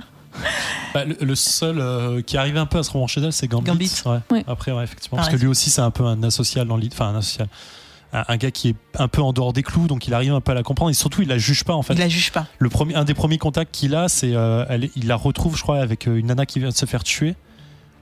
Et un mec qui vient de se faire flinguer, un truc comme ça, et lui il la retrouve là et la première chose qu'elle dit c'est pas moi qui les ai tués. Il dit mais je m'en fous, en fait, je veux pas savoir ce que t'as fait. Et il dit ok, tant pis, en fait. Si tu sais pas toi, je te crois, et go, on se casse, en fait. Et en fait il la sauve et il y a toute l'histoire avec Miss Sinister derrière, qui est vraiment trop cool, en fait, aussi. En fait tout est cool avec Laura. Oui, clairement. On sent que vous avez kiffé lire tout ça. Mais en fait c'est un personnage qui est ultra intéressant. Parce que ces histoires à elle, franchement, quand on la voit avec sa famille et tout, on peut pas dire que c'est intéressant, mais en fait, c'est tout ce qu'il y a derrière et toute la psychologie du personnage que tu comprends. L'inaptitude c'est ça, à se conformer. La difficulté qu'elle peut avoir dans la moindre relation sociale, en fait. Et c'est ça qui est complètement. C'est très bien construit. Et aujourd'hui, si on prend les All New Wolverine, où elle est le lead caractère dessus, parce que Wolverine n'est plus tel qu'on connaissait. Elle a tellement évolué, en fait, qu'elle arrive, dans le dernier All New Wolverine, elle a une histoire d'amour avec Warren, donc Angel, le jeune qui est revenu du passé dans le futur. Voilà. Ça, c'est les Bendis, ça. C'est les X-Men de Brian McLeod. Et en fait, on voit cet amour. Alors, c'est peut-être moins intéressant parce qu'on n'attend pas forcément ça du comics, mais on voit l'histoire d'amour se construire petit à petit. et son côté socialement inapte se diminuer au fur et à mesure avec Warren qui arrête pas de lui faire des avances entre guillemets et leur amour qui en fait n'amène à rien parce qu'ils n'arrivent pas du tout à s'entendre. Elle est tête brûlée, elle va dans le combat en permanence. Enfin, c'est Wolverine, elle le dit clairement, si je suis Wolverine, c'est à moi de prendre les coups et c'est comme ça. Et lui n'accepte pas ça. Enfin, après c'est tout un autre truc. Mais voilà, en fait, l'évolution de personnage. On parle d'un clone qui a été créé, battu, conditionné pour être un assassin et qui arrive finalement à être le lead caractère d'une série en étant un vrai héros et qui arrive à sauver tout Manhattan d'un coup en fait. Et c'est ultra cool. Ouais. Et pour revenir sur le personnage, parce qu'il y a un truc important qu'on n'a pas dit, c'est le clone de Wolverine, mais elle n'a pas 3 griffes à chaque main. Elle en a 2 à chaque main et 1 au pied. Et ça crée des petits trucs marrants dans ces combats parce que personne s'y attend. En fait, c'est censé être le clone de Wolverine, donc que les mains. Donc elle en a 2 à chaque main et puis d'un coup elle se sert de ses pieds et voilà, il y a une surprise au bout et c'est plutôt le nombre de paires de chaussures qu'elle a trouvées. Ouais, ça doit être ouf.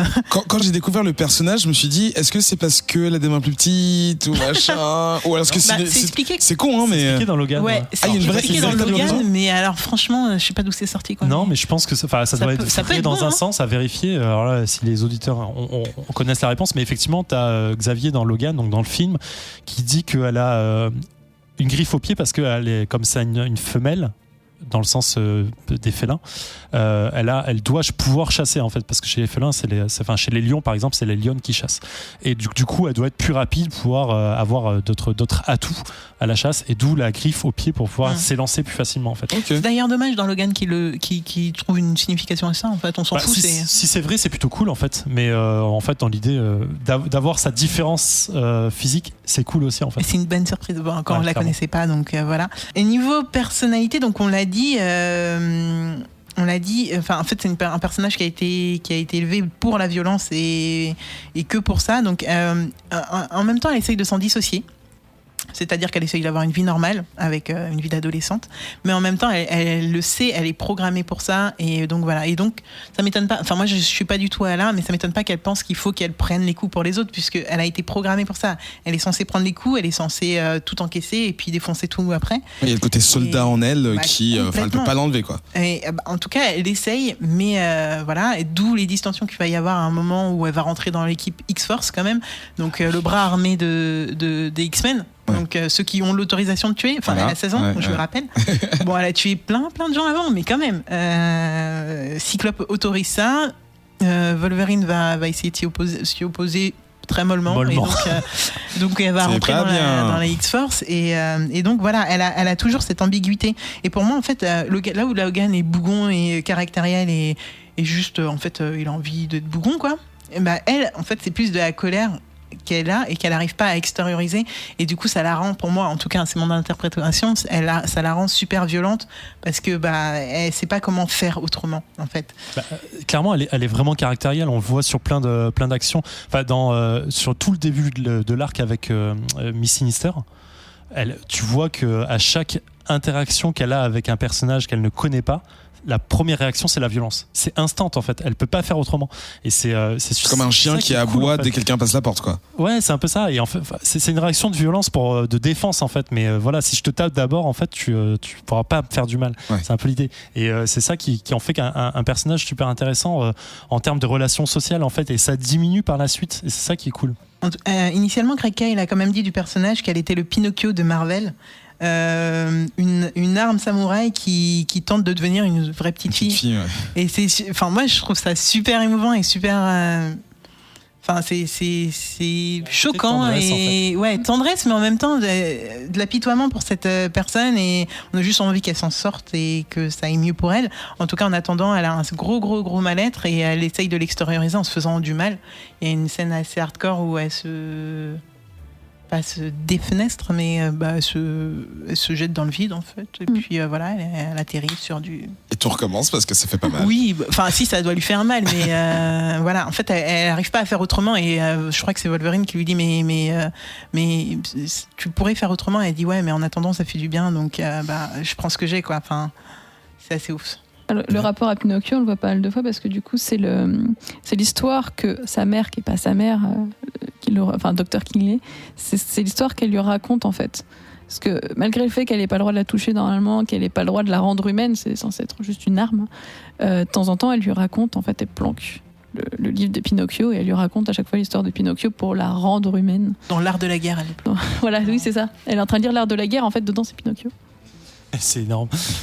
En fait, dans Logan, effectivement, donc on retrouve le personnage de X-23 qui est un petit peu différent de tout ce qu'on a pu dire là, en fait, finalement, bien qu'ils viennent toujours d'un complexe du gouvernement qui essaie de créer des mutants dans le but de créer des mutants pour tuer des mutants, j'imagine. Et on retrouve effectivement alors le personnage qui n'est pas là, alors on l'a pas dit, mais le docteur Kingsley, en fait, à la base, elle est japonaise, je crois. Kiné. Elle est, je crois qu'elle est japonaise ou sino-japonaise ou un truc comme ça.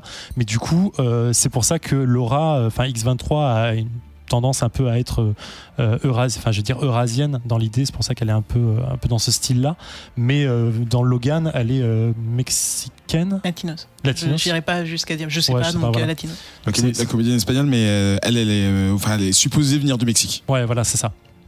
Et donc on retrouve le petit gabarit qui doit avoir 8 ou 10 ans dans le film, qui est... Alors, moi j'avais pas parlé du film ici dans la série, mais moi j'ai kiffé ce film en fait pour ça, il est vraiment très bon.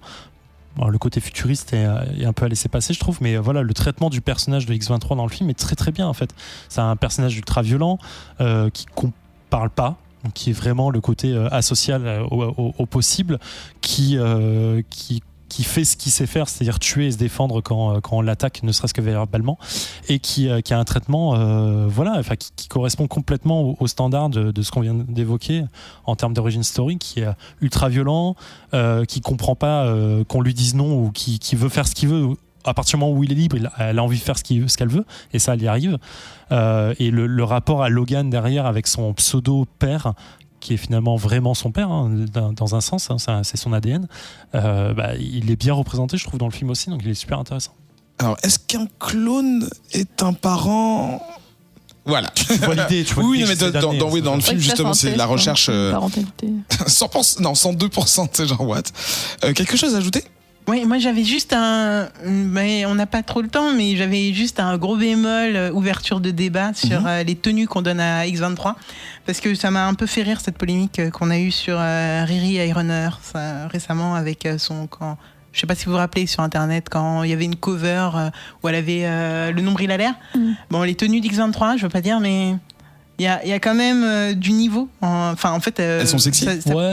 Franchement, ça serait une actrice sadomaso, ça m'étonnerait pas, tu vois. Enfin, clairement. En même temps, à Scarifi, elle est forcément sado. Mais dans l'idée, c'était facile. C'est moulant.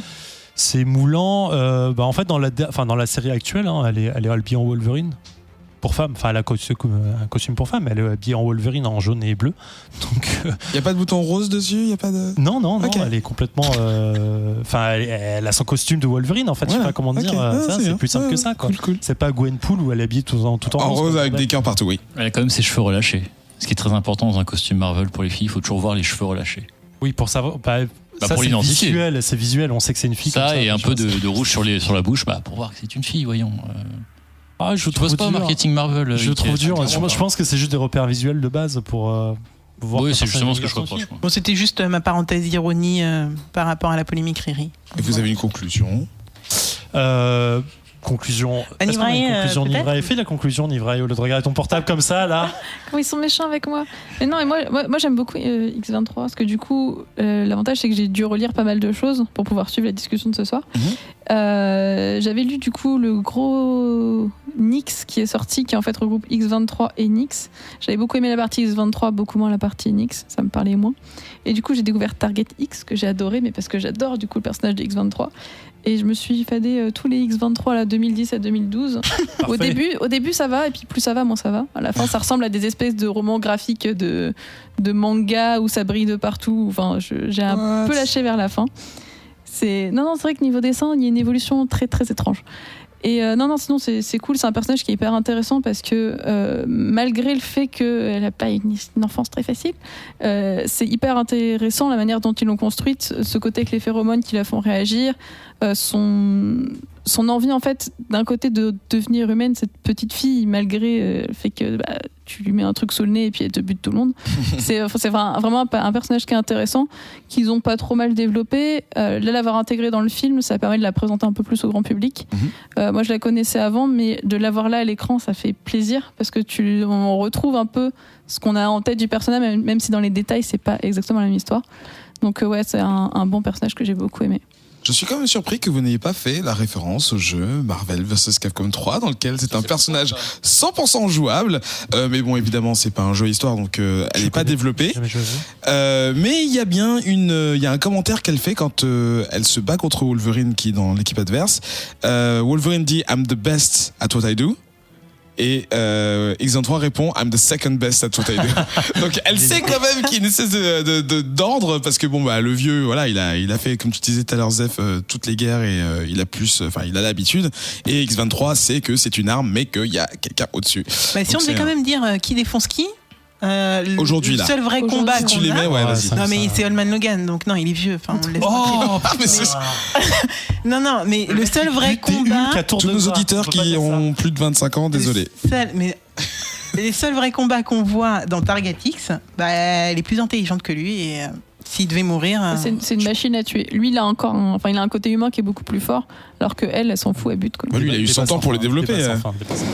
Merci pour ce focus, j'espère que déjà autour de cette table et que chez vous avez pu avoir un meilleur aperçu de ce qu'X23 et ce que de sa création jusqu'à son portage au cinéma cette année. Merci à vous deux d'avoir participé, d'avoir fait vos recherches et à Alex qui a bossé là pour le coup. Nivray d'avoir participé. Merci Alex du coup. Et on se retrouve dans un petit instant pour parler du plus grand secret des comics. Je vous ai fait poireauter pendant tout le truc, et c'est maintenant. Toi, auditeur, tu es en quête d'un rendez-vous mensuel qui parle dans les longueurs de toutes tes passions. Tu cherches une fenêtre vers tout ce que le Japon peut faire, même de plus barré et niché. Ne cherche plus. LOL Japon est un podcast long format animé par Amo et Concombre, mêlant bromance et japonaiserie, dédié aux animés, manga et leur industrie, jeux, cinéma. Tout y passe en statut culturel, dossier et 4 rubriques qui changent à chaque numéro. Aucune limite de temps, de ton ou de genre, avec des invités ou non. LOL Japon est un podcast mensuel disponible sur Radio Kawa, iTunes et les applications dédiées, diffusé en direct un vendredi par mois. Plus c'est long, plus c'est bon. Tout est bon dans le Japon.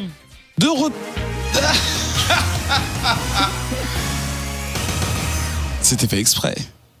De retour dans cette 18e épisode de Comics Podcast, toujours en compagnie des chroniqueurs et des gens qui sont sur la table.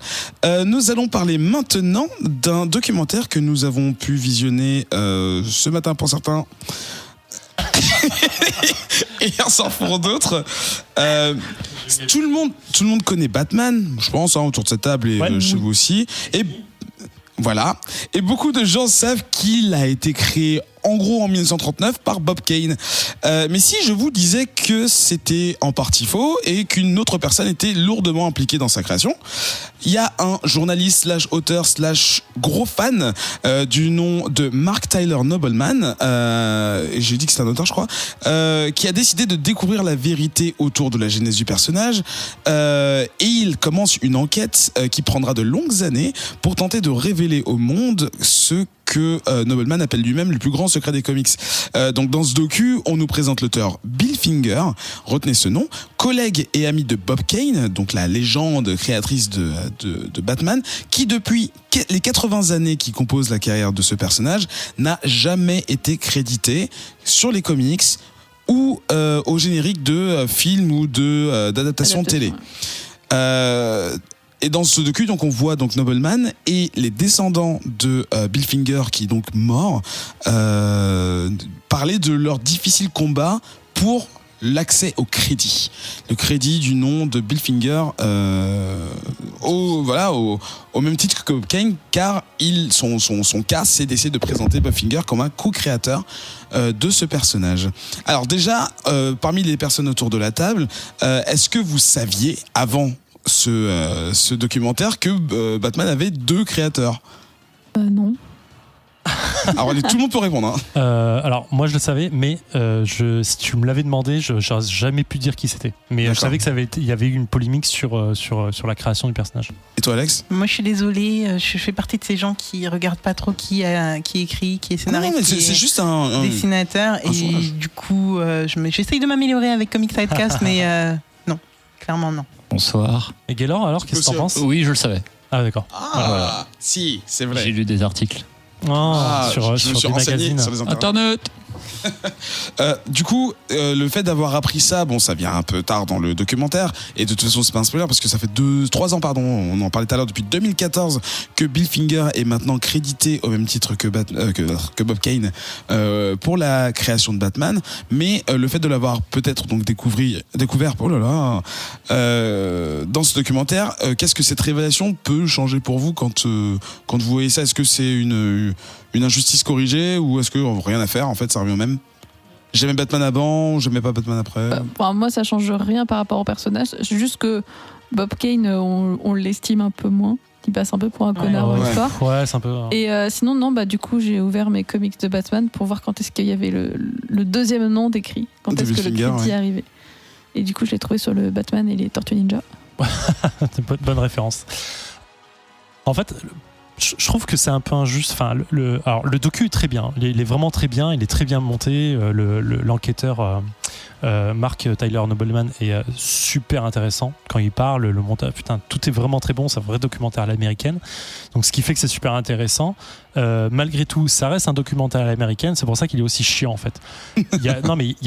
À mon sens, il y a ce côté très manichéen du documentaire qui dit Bob Kane, c'est vraiment un salaud, hein. Putain, regardez comment il a vraiment gardé tout pour lui du début à la fin, et voilà.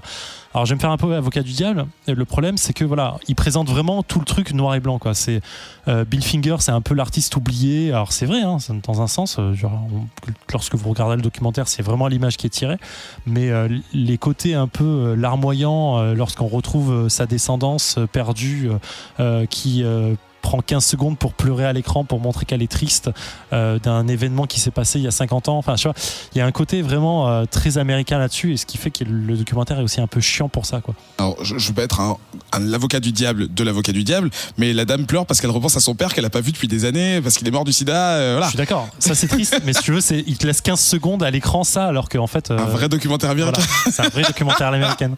Mais c'est ça. Après, quand tu parles de combat à long terme pour avoir son nom crédité, je trouve que DC a pas été non plus des plus méchants dans la façon de le faire, quoi. Ils ont bien accepté. Ouais. Enfin, je sais pas, pour répondre, lorsqu'elle s'est manifestée en disant voilà, je suis l'héritière de Bill Finger, vous savez qui je suis. Les gars ont dit bien sûr qu'on sait qui vous êtes, venez, on vous invite aux avant-premières, on vous invite machin. Oui, ils ont essayé quand même de lui faire signer. Ouais, voilà, ils ont essayé de lui faire signer un truc comme quoi elle renonçait à tous ses droits quand même. Non, mais alors attendez, c'est là où je me fais complètement l'avocat du diable. Mais vous croyez quoi? Les gens, attendez, vous croyez quoi? À quel moment tu peux aller voir, enfin, je sais pas, si moi j'étais l'héritier McDo, au moment où je vais voir McDonald's en disant, les gars, vous savez qui je suis? Bien sûr qu'ils vont essayer de tout garder pour eux. L'idée, elle est là, quoi. Je sais pas, moi je l'ai ressenti le documentaire comme quoi, en fait, justement, ils voulaient pas l'argent, tout ça, ils voulaient juste la reconnaissance du gars. Donc, on veut même pas que sur le long terme, BVS, Justice League et tout, vous nous donniez des parts. On veut juste en fait que le nom soit écrit. Non, mais je suis d'accord, mais si vous voulez, c'est pour ça que j'essaie très manichéen. En fait, c'est amené que dans ce sens-là, en disant non, mais non, on voulait juste un nom. Oui, c'est vrai que c'est amené comme ça après. Ouais. Je vais parler un petit peu plus en profondeur du découpage du. Oui, pardon. Non, mais il n'y a pas de souci. Je vais vous poser la question, c'est pour que vous y répondiez. Il est découpé en 3. Au début, on présente vraiment le host, le personne qui nous fait rentrer dans cet univers, dans cette problématique-là de qui a vraiment créé Batman. Puis en fait, on se concentre sur Bob Kane et la vie un peu flamboyante qu'il a eue. Et enfin, on se concentre sur la famille et les héritiers. Et donc le dernier combat entre guillemets qui nous rapproche du crédit final de donc Bill Finger avec Bob Kane, excusez-moi. Et c'est vrai que c'est un bon documentaire type US, mais là où je suis pas tout à fait d'accord avec toi, Zef, c'est que on sait qu'une multinationale fera tout pour garder son fric et tout le truc. Mais je pense pas que ce soit le propos de ce documentaire. Non, je veux dire, tout le monde sait qu'ils vont. Bien sûr. Ils vont essayer de. C'est pour ça que j'ai amené ça comme ça, en fait, en disant, je trouve ça, c'est très américanisé dans le sens où les petits ayants droit sont les gentils, ouais. Et la grosse multinationale qui est méchante. Je résume vraiment le fait, mais c'est vraiment présenté comme ça en fait. Alors, je dis pas qu'ils sont que DC qui a tous les droits, qui est gentil, qui sont gentils. Bien sûr, je dis juste que c'est logique en fait, et c'est comme l'arrangement, enfin quand ils expliquent l'arrangement entre Bill Finger et Bob Kane à l'époque, enfin le gars se fait avoir clairement en fait, et je trouve ça un peu dur de revenir sur Bob Kane 20 ans après en disant franchement ça a été un salaud. Alors, ça emmène ma prochaine question qui parle justement de l'histoire de droit d'auteur. Ce qui est expliqué très très tôt dans le documentaire, pour pas trop vous révéler, c'est que la raison pour laquelle Bill Finger a été évincé entre guillemets de la création publiquement, je veux dire, de la création du personnage, c'est parce que c'est Bob Kane qui a physiquement apporté la première version de Batman, et donc qui a signé le contrat en même temps, qui excluait toute personne. C'est-à-dire que Bob Kane a ouvertement dit à la personne en face de lui chez, je crois que c'est National Comics, enfin l'ancêtre de DC Comics, c'est moi qui ai fait ça tout seul. C'est même pire que ça. C'est quand il et que personne n'aura droit de prendre aucun droit sur. C'est là où je trouve le truc complètement fou. C'est que à la base, quand il va voir son pote, qui est son pote, Bill Finger, ils sont potes ensemble. Il dit voilà, demain j'ai un entretien pour présenter un nouveau personnage de comics. Dont j'aurai les droits, et il lui dit clairement c'est moi qui vais signer le contrat, j'ai besoin de ton aide. Le mec il dit bien sûr, je t'aide, y a pas de souci. Donc là il crée le personnage ensemble de Batman, et après il lui dit écoute, si tu veux, moi je signe le contrat avec la boîte d'édition, et derrière moi je te paye pour faire les histoires et dessiner avec moi, quoi, tu vois. Il dit ok, et le gars il dit ok, je suis ok, pas de problème. Le gars il sait d'entrée de jeu qu'il a aucun droit dessus en fait. Et en fait c'est ça l'idée, elle est complètement folle en fait. Juste une micro-précision, désolé Alex, ils ont même pas 20 ans quand tout ça se passe. Oui voilà, juste pour remettre en contexte. La main sur un banc et dans un parc, je crois que c'est vraiment précisé, quoi. Alex. Il y a déjà ça, l'âge, ils ont 20 ans, mais il y a aussi le fait que en fait on crée un personnage, ok, mais on sait pas ce que ça va devenir d'ici, on sait pas que ça va devenir Batman. Donc clairement moi si demain Zef, tu viens me voir, tu me dis on crée un jeu, écoute, je vais t'aider, mais si demain ça devient le nouveau Catan, tu vois, je te fais Fils de pute. Mais du coup le problème, parce que ça c'est une époque où le comics, le documentaire explique bien, il fallait produire, mais le problème c'est après, est-ce que quand dans sa vie adulte et prolifique, avec toutes les parutions Batman et tout l'argent que Bob Kane s'est fait, est-ce qu'il n'aurait pas pu dire... Après, voilà. En fait, tu oublies un petit moment du documentaire qui est super important. Première Comic-Con du monde. Ah oui, c'est vrai. T'as des gamins qui racontent leur histoire, qui sont vieux maintenant, et franchement, l'histoire est ultra touchante. En fait. Ils vont à cette Comic-Con dans un bar, je crois que c'est dans un hôtel, voilà, un hôtel glauque et tout, machin. Et ils s'installent au bar pour commander leur limonade, et t'as un mec qui leur dit les gars, vous voulez voir le mec qui a créé Batman? Et les mecs se disent putain, on va voir Bob Kane. Et il dit voilà, c'est lui. Et là, il voit Bill Finger, il dit mais vous êtes qui? Et en fait, lors de cette Comic-Con, Bill Finger a donc été invité en guest. C'est un des premiers guests de l'histoire de la vie ever des Comic-Con finalement. Et il raconte comment il a créé Batman avec Bob Kane. Ça, c'est enregistré à l'époque. Et effectivement, comme Bob Kane entend cet enregistrement, il se dit oh putain, le gars va m'attaquer. En fait, il prend peur bêtement du truc, je pense. Et je crois que c'est d'ailleurs comme ça que c'est expliqué dans le docu. Il réfute complètement, il fait faire une page dans un journal, dans un gros journal, en disant ça c'est complètement mensonger. Et en fait, il se défend bêtement. En fait, je pense qu'il a demandé à l'époque à un avocat en disant qu'est-ce que je dois faire pour me défendre de ça. Et l'avocat lui a dit écoutez, prenez les devants, dites que c'est un mensonge direct. Et en fait, il s'est enfoncé dans son mensonge direct. Et derrière, il n'a pas voulu lâcher l'affaire parce qu'il ne voulait pas revenir sur ce qu'il dit, parce que tu perds toute crédibilité d'un coup et finalement tu perds tous tes droits. Ça va jusqu'à faire un dessin qui est supposément fait c'est moche, quand il était plus jeune. C'est complètement pour prouver que l'idée venait de lui. Il a créé Batman avant d'avoir l'idée de Batman. Ouais, clairement. Ça c'est moche. Mais après, on voit quand même que c'est le livre, alors c'est ses mémoires, il revient quand même dessus, et c'est là où il évoque Bill Finger pour la première fois en tant que co-créateur, en tout cas, ayant participé à la création de Batman. C'est ça le truc, c'est que c'est pas un truc qui est, c'est pas une collaboration qui est 100% cachée. C'est-à-dire que il a réfuté que la paternité venait de quelqu'un d'autre, mais il n'a jamais dit qu'il l'avait fait tout seul. Seulement, en termes de crédit d'annonce, il a refusé qu'un autre nom soit collé au sien. À ce moment-là, en fait, il pouvait pas. Pardon, vas-y. Alex. Ce qu'on n'a juste pas précisé, c'est à quel moment Bill Finger intervient quand même dans la paternité de Batman. Parce que dans le documentaire, moi j'en sais rien, j'étais pas là, mais dans le documentaire c'est expliqué. Non, parce que c'est vrai, là on prend pour acquis tout ce que nous dit Marc. Mais en fait on n'en sait pas grand-chose. Marc, bah oui, c'est un pote. Tu l'as pas vu tout à l'heure, il a mangé McDo. Mark Tyler Nobleman. Grave.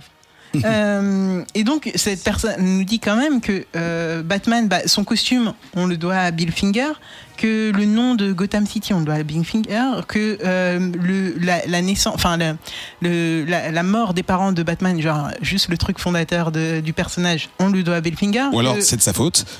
Ça dépend comment tu le vois. Exactement. Le pingouin, le Joker, Robin. Enfin, au bout d'un moment, ça fait quand même beaucoup de choses qu'on est censé donner à une toute petite personne qui n'est même pas créditée, quoi.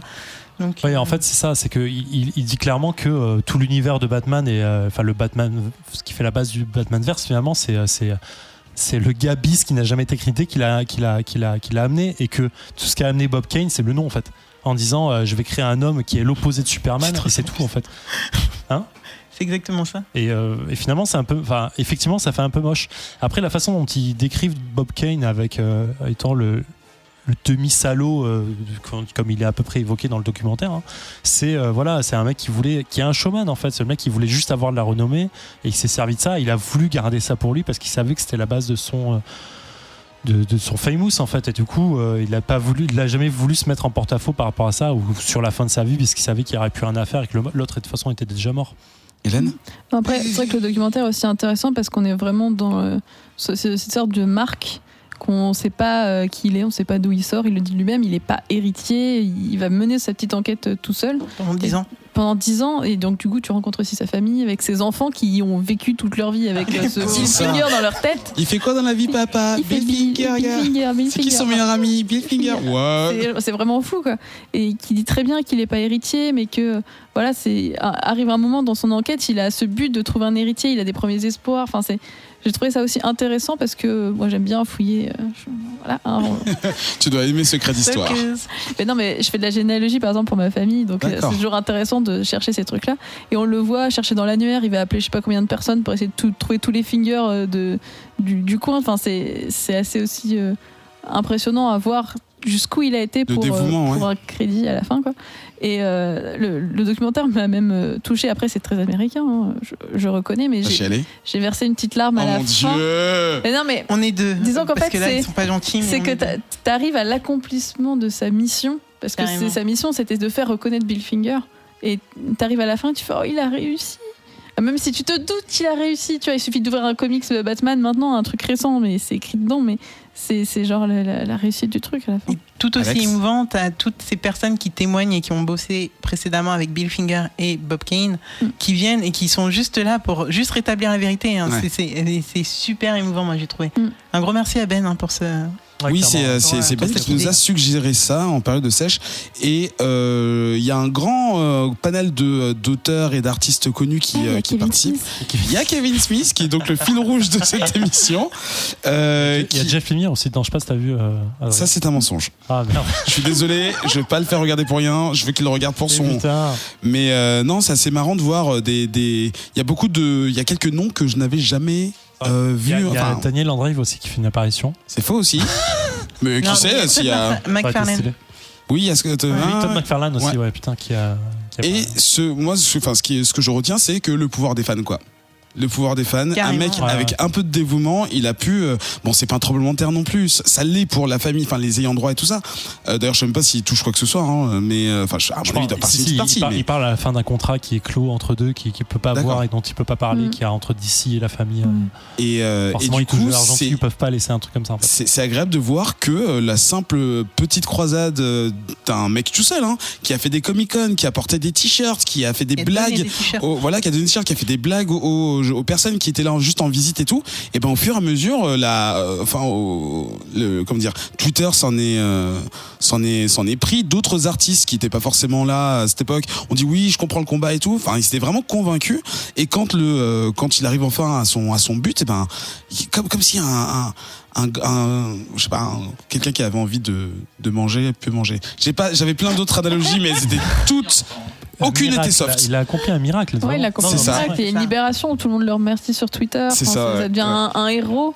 C'est clairement un héros. Enfin, après, il le dit. Hein, c'est comme ça qu'on commence le documentaire où il fait le parallèle entre. Enfin, il dit qu'un super-héros, il fait ce qu'il fait parce qu'il croit qu'une cause est juste et que voilà. Et du coup, il le dit lui-même. Je ne suis pas Batman, mais à partir du moment où j'ai cru que, c'était voilà, grave me perturber, mais voilà. Donc ce documentaire, vous pouvez le récupérer si vous êtes abonné à Hulu, qui, si je me trompe pas, n'est pas du tout disponible en France. Il n'y a pas de formule préparée pour la France, si. Il y a Internet, non? Ou Internet, donc c'est tu peux t'inscrire sur Internet et c'est un truc de VOD, non? Ouais. Non, un truc de je crois que VOD. c'est voilà, moi je suis non VPN tout ça, donc c'est pas moi qui l'ai dit. Et voilà, non, c'est un documentaire intéressant qui pourra vous ouvrir un petit peu les yeux sur le monde de la publication et surtout des droits d'auteur, c'est très intéressant. C'est la fin de cette émission. Oh, il avait le droit préparé, il me regardait genre, c'est quand, c'est maintenant. C'est la fin de ce 78e épisode de Comics Podcast. On va dire au revoir à nos 3 chroniqueurs et aux squatteurs. À bientôt Zef. À bientôt Eric. On te retrouve où? On me retrouve chez moi, à Bagnolet, parce que je viens de déménager. Mais sinon, on me retrouve aussi dans la Ligue des Joueurs Ordinaires, une fois par mois sur Radio Kawa, tous les samedis premiers du samedi du mois, sauf le mois d'août, où ce sera décalé à dimanche, parce qu'il y a une autre émission qui sort le samedi à 18h, qui me pique la vedette, qui s'appelle Whisperos, dans laquelle vous pouvez venir nous écouter de parler de Game of Thrones. C'est toi qui l'anime, hein, donc si t'es pas content, je suis très content. Tu peux passer là-bas. Non, mais si, oh le mec. Donc ouais, prochain épisode ce samedi de cette semaine, voilà, pour le 4e. Ouais, on va parler de, je sais plus comment s'appelle l'épisode. C'est de la Queen Chassis. Alex, on te retrouve où? Sur Twitter, où je suis souvent en train de rager contre ceux qui n'aiment pas les milkshakes. Oh, bien joué. Je connais pas les paroles. Et à bientôt Alex. On va dire au revoir à Nivrae. Oui. T'as vu, j'ai fait qu'une spot aujourd'hui. C'est pas mal, c'est pas mal. J'étais à 7-0. Il me restait 5 minutes. 5 minutes et j'ai raté. I had one job. On te retrouve où? Sur internet, partout en @nivrae, podcast, sur le podcast Netflixer. Qui est très bien, faut écouter, ça défonce. Faudrait que j'écoute, ouais. C'est cool. Non, j'écoute. Sur le mini-cast de Pras, là c'est moins bien parce qu'on raconte que de la merde. On connaît. Et peut-être autre part à la rentrée. Oh, des projets.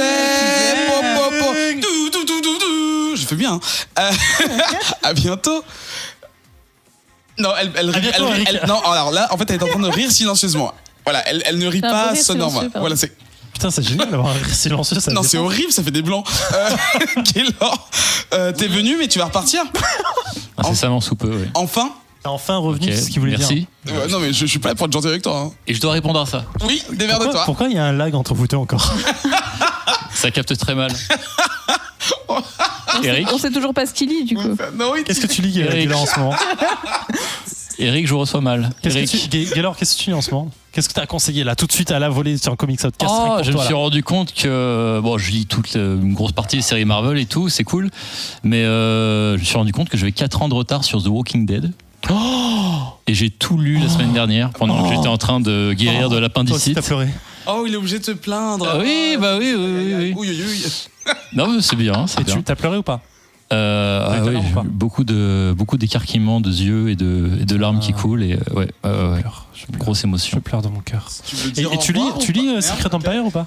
Je dis quoi, pardon? Secret Empire, tu lis ou pas? Oui, très bien. J'aime beaucoup. Voilà. C'est ce que je veux dire. Je le disais parce que je veux en parler ici. Bien. On te retrouve où, Gaylor? Vous pouvez me retrouver sur Twitter, réseau social très accessible sur Internet, @geloliver. Voilà, je l'ai jamais dit à haute voix, c'est complètement con comme pseudo. Ouais. Attends mon tour, tu vas voir. Ah oui, Chocotube, allez à toi. En plus, ils me volent ma bague, ils me volent mon micro, mais putain, bref. Oui, moi. @chocotube_roca. J'étais en train de me rappeler de ce que c'est avant que je change. Et Adrien de loin. Oui. On te retrouve où? De plus près. Toujours en PLS sous mon bureau pour monter l'épisode. Et qu'est-ce que je veux dire? Oui, donne un petit message sur le Patreon. Vous savez que Comics Podcast, c'est une émission qui fait partie du groupe Radio Kawa. C'est une petite association. Vous savez que nous sommes tous amateurs ici. Et si vous voulez nous aider à améliorer, à m'empêcher de boire plus et à faire en sorte que l'émission soit plus sympa, contribuez comme vous pouvez. Vous retrouvez le lien dans la description de l'épisode, tout en bas de la page du site de Radio Kawa. Sur ce, voilà, tout le monde fait des gueules de ouf, d'éternement et tout genre. Quand est-ce que c'est fini cette émission? Elle se finit maintenant. Adieu, à dans 2 semaines au 21 août. Bye bye. T'as fait un drop the mic virtuel? Non, j'ai juste levé la main gauche, très haut vers le ciel, mais avec les doigts écartés. Ouais, t'as droppé le mic. Pourquoi? T'as drop the mic? Non, mais mon mic est dans. Ah, il est là. Pas de mic, t'as devant toi. Faudrait. Pourquoi t'as arrêté de lire le prompteur du coup? Pourquoi j'ai arrêté de dire le contrat? Lire le prompteur. Ah. Bah parce que tu sais, au bout de 78 émissions, je commence à savoir de quoi on parle. Mettez de l'argent dans Patreon, comme ça on pourra avoir un vrai prompteur pour Eric et il pourra faire des vraies émissions. On a un rétro là-bas. Ah là là. C'est quoi ton podcast de la rentrée? Tu verras. Ok. Tu veux pas venir avec John Couscous avec moi pour parler de jeux vidéo? Je sais pas. Non? Je sais pas. Tu veux? Je sais pas. Tu veux? J'aime bien les propositions comme ça. Parle-en à John Couscous. D'accord, je t'en parlerai. T'as réussi à dropper johncouscous.com dans un podcast où il est pas. Oh là là.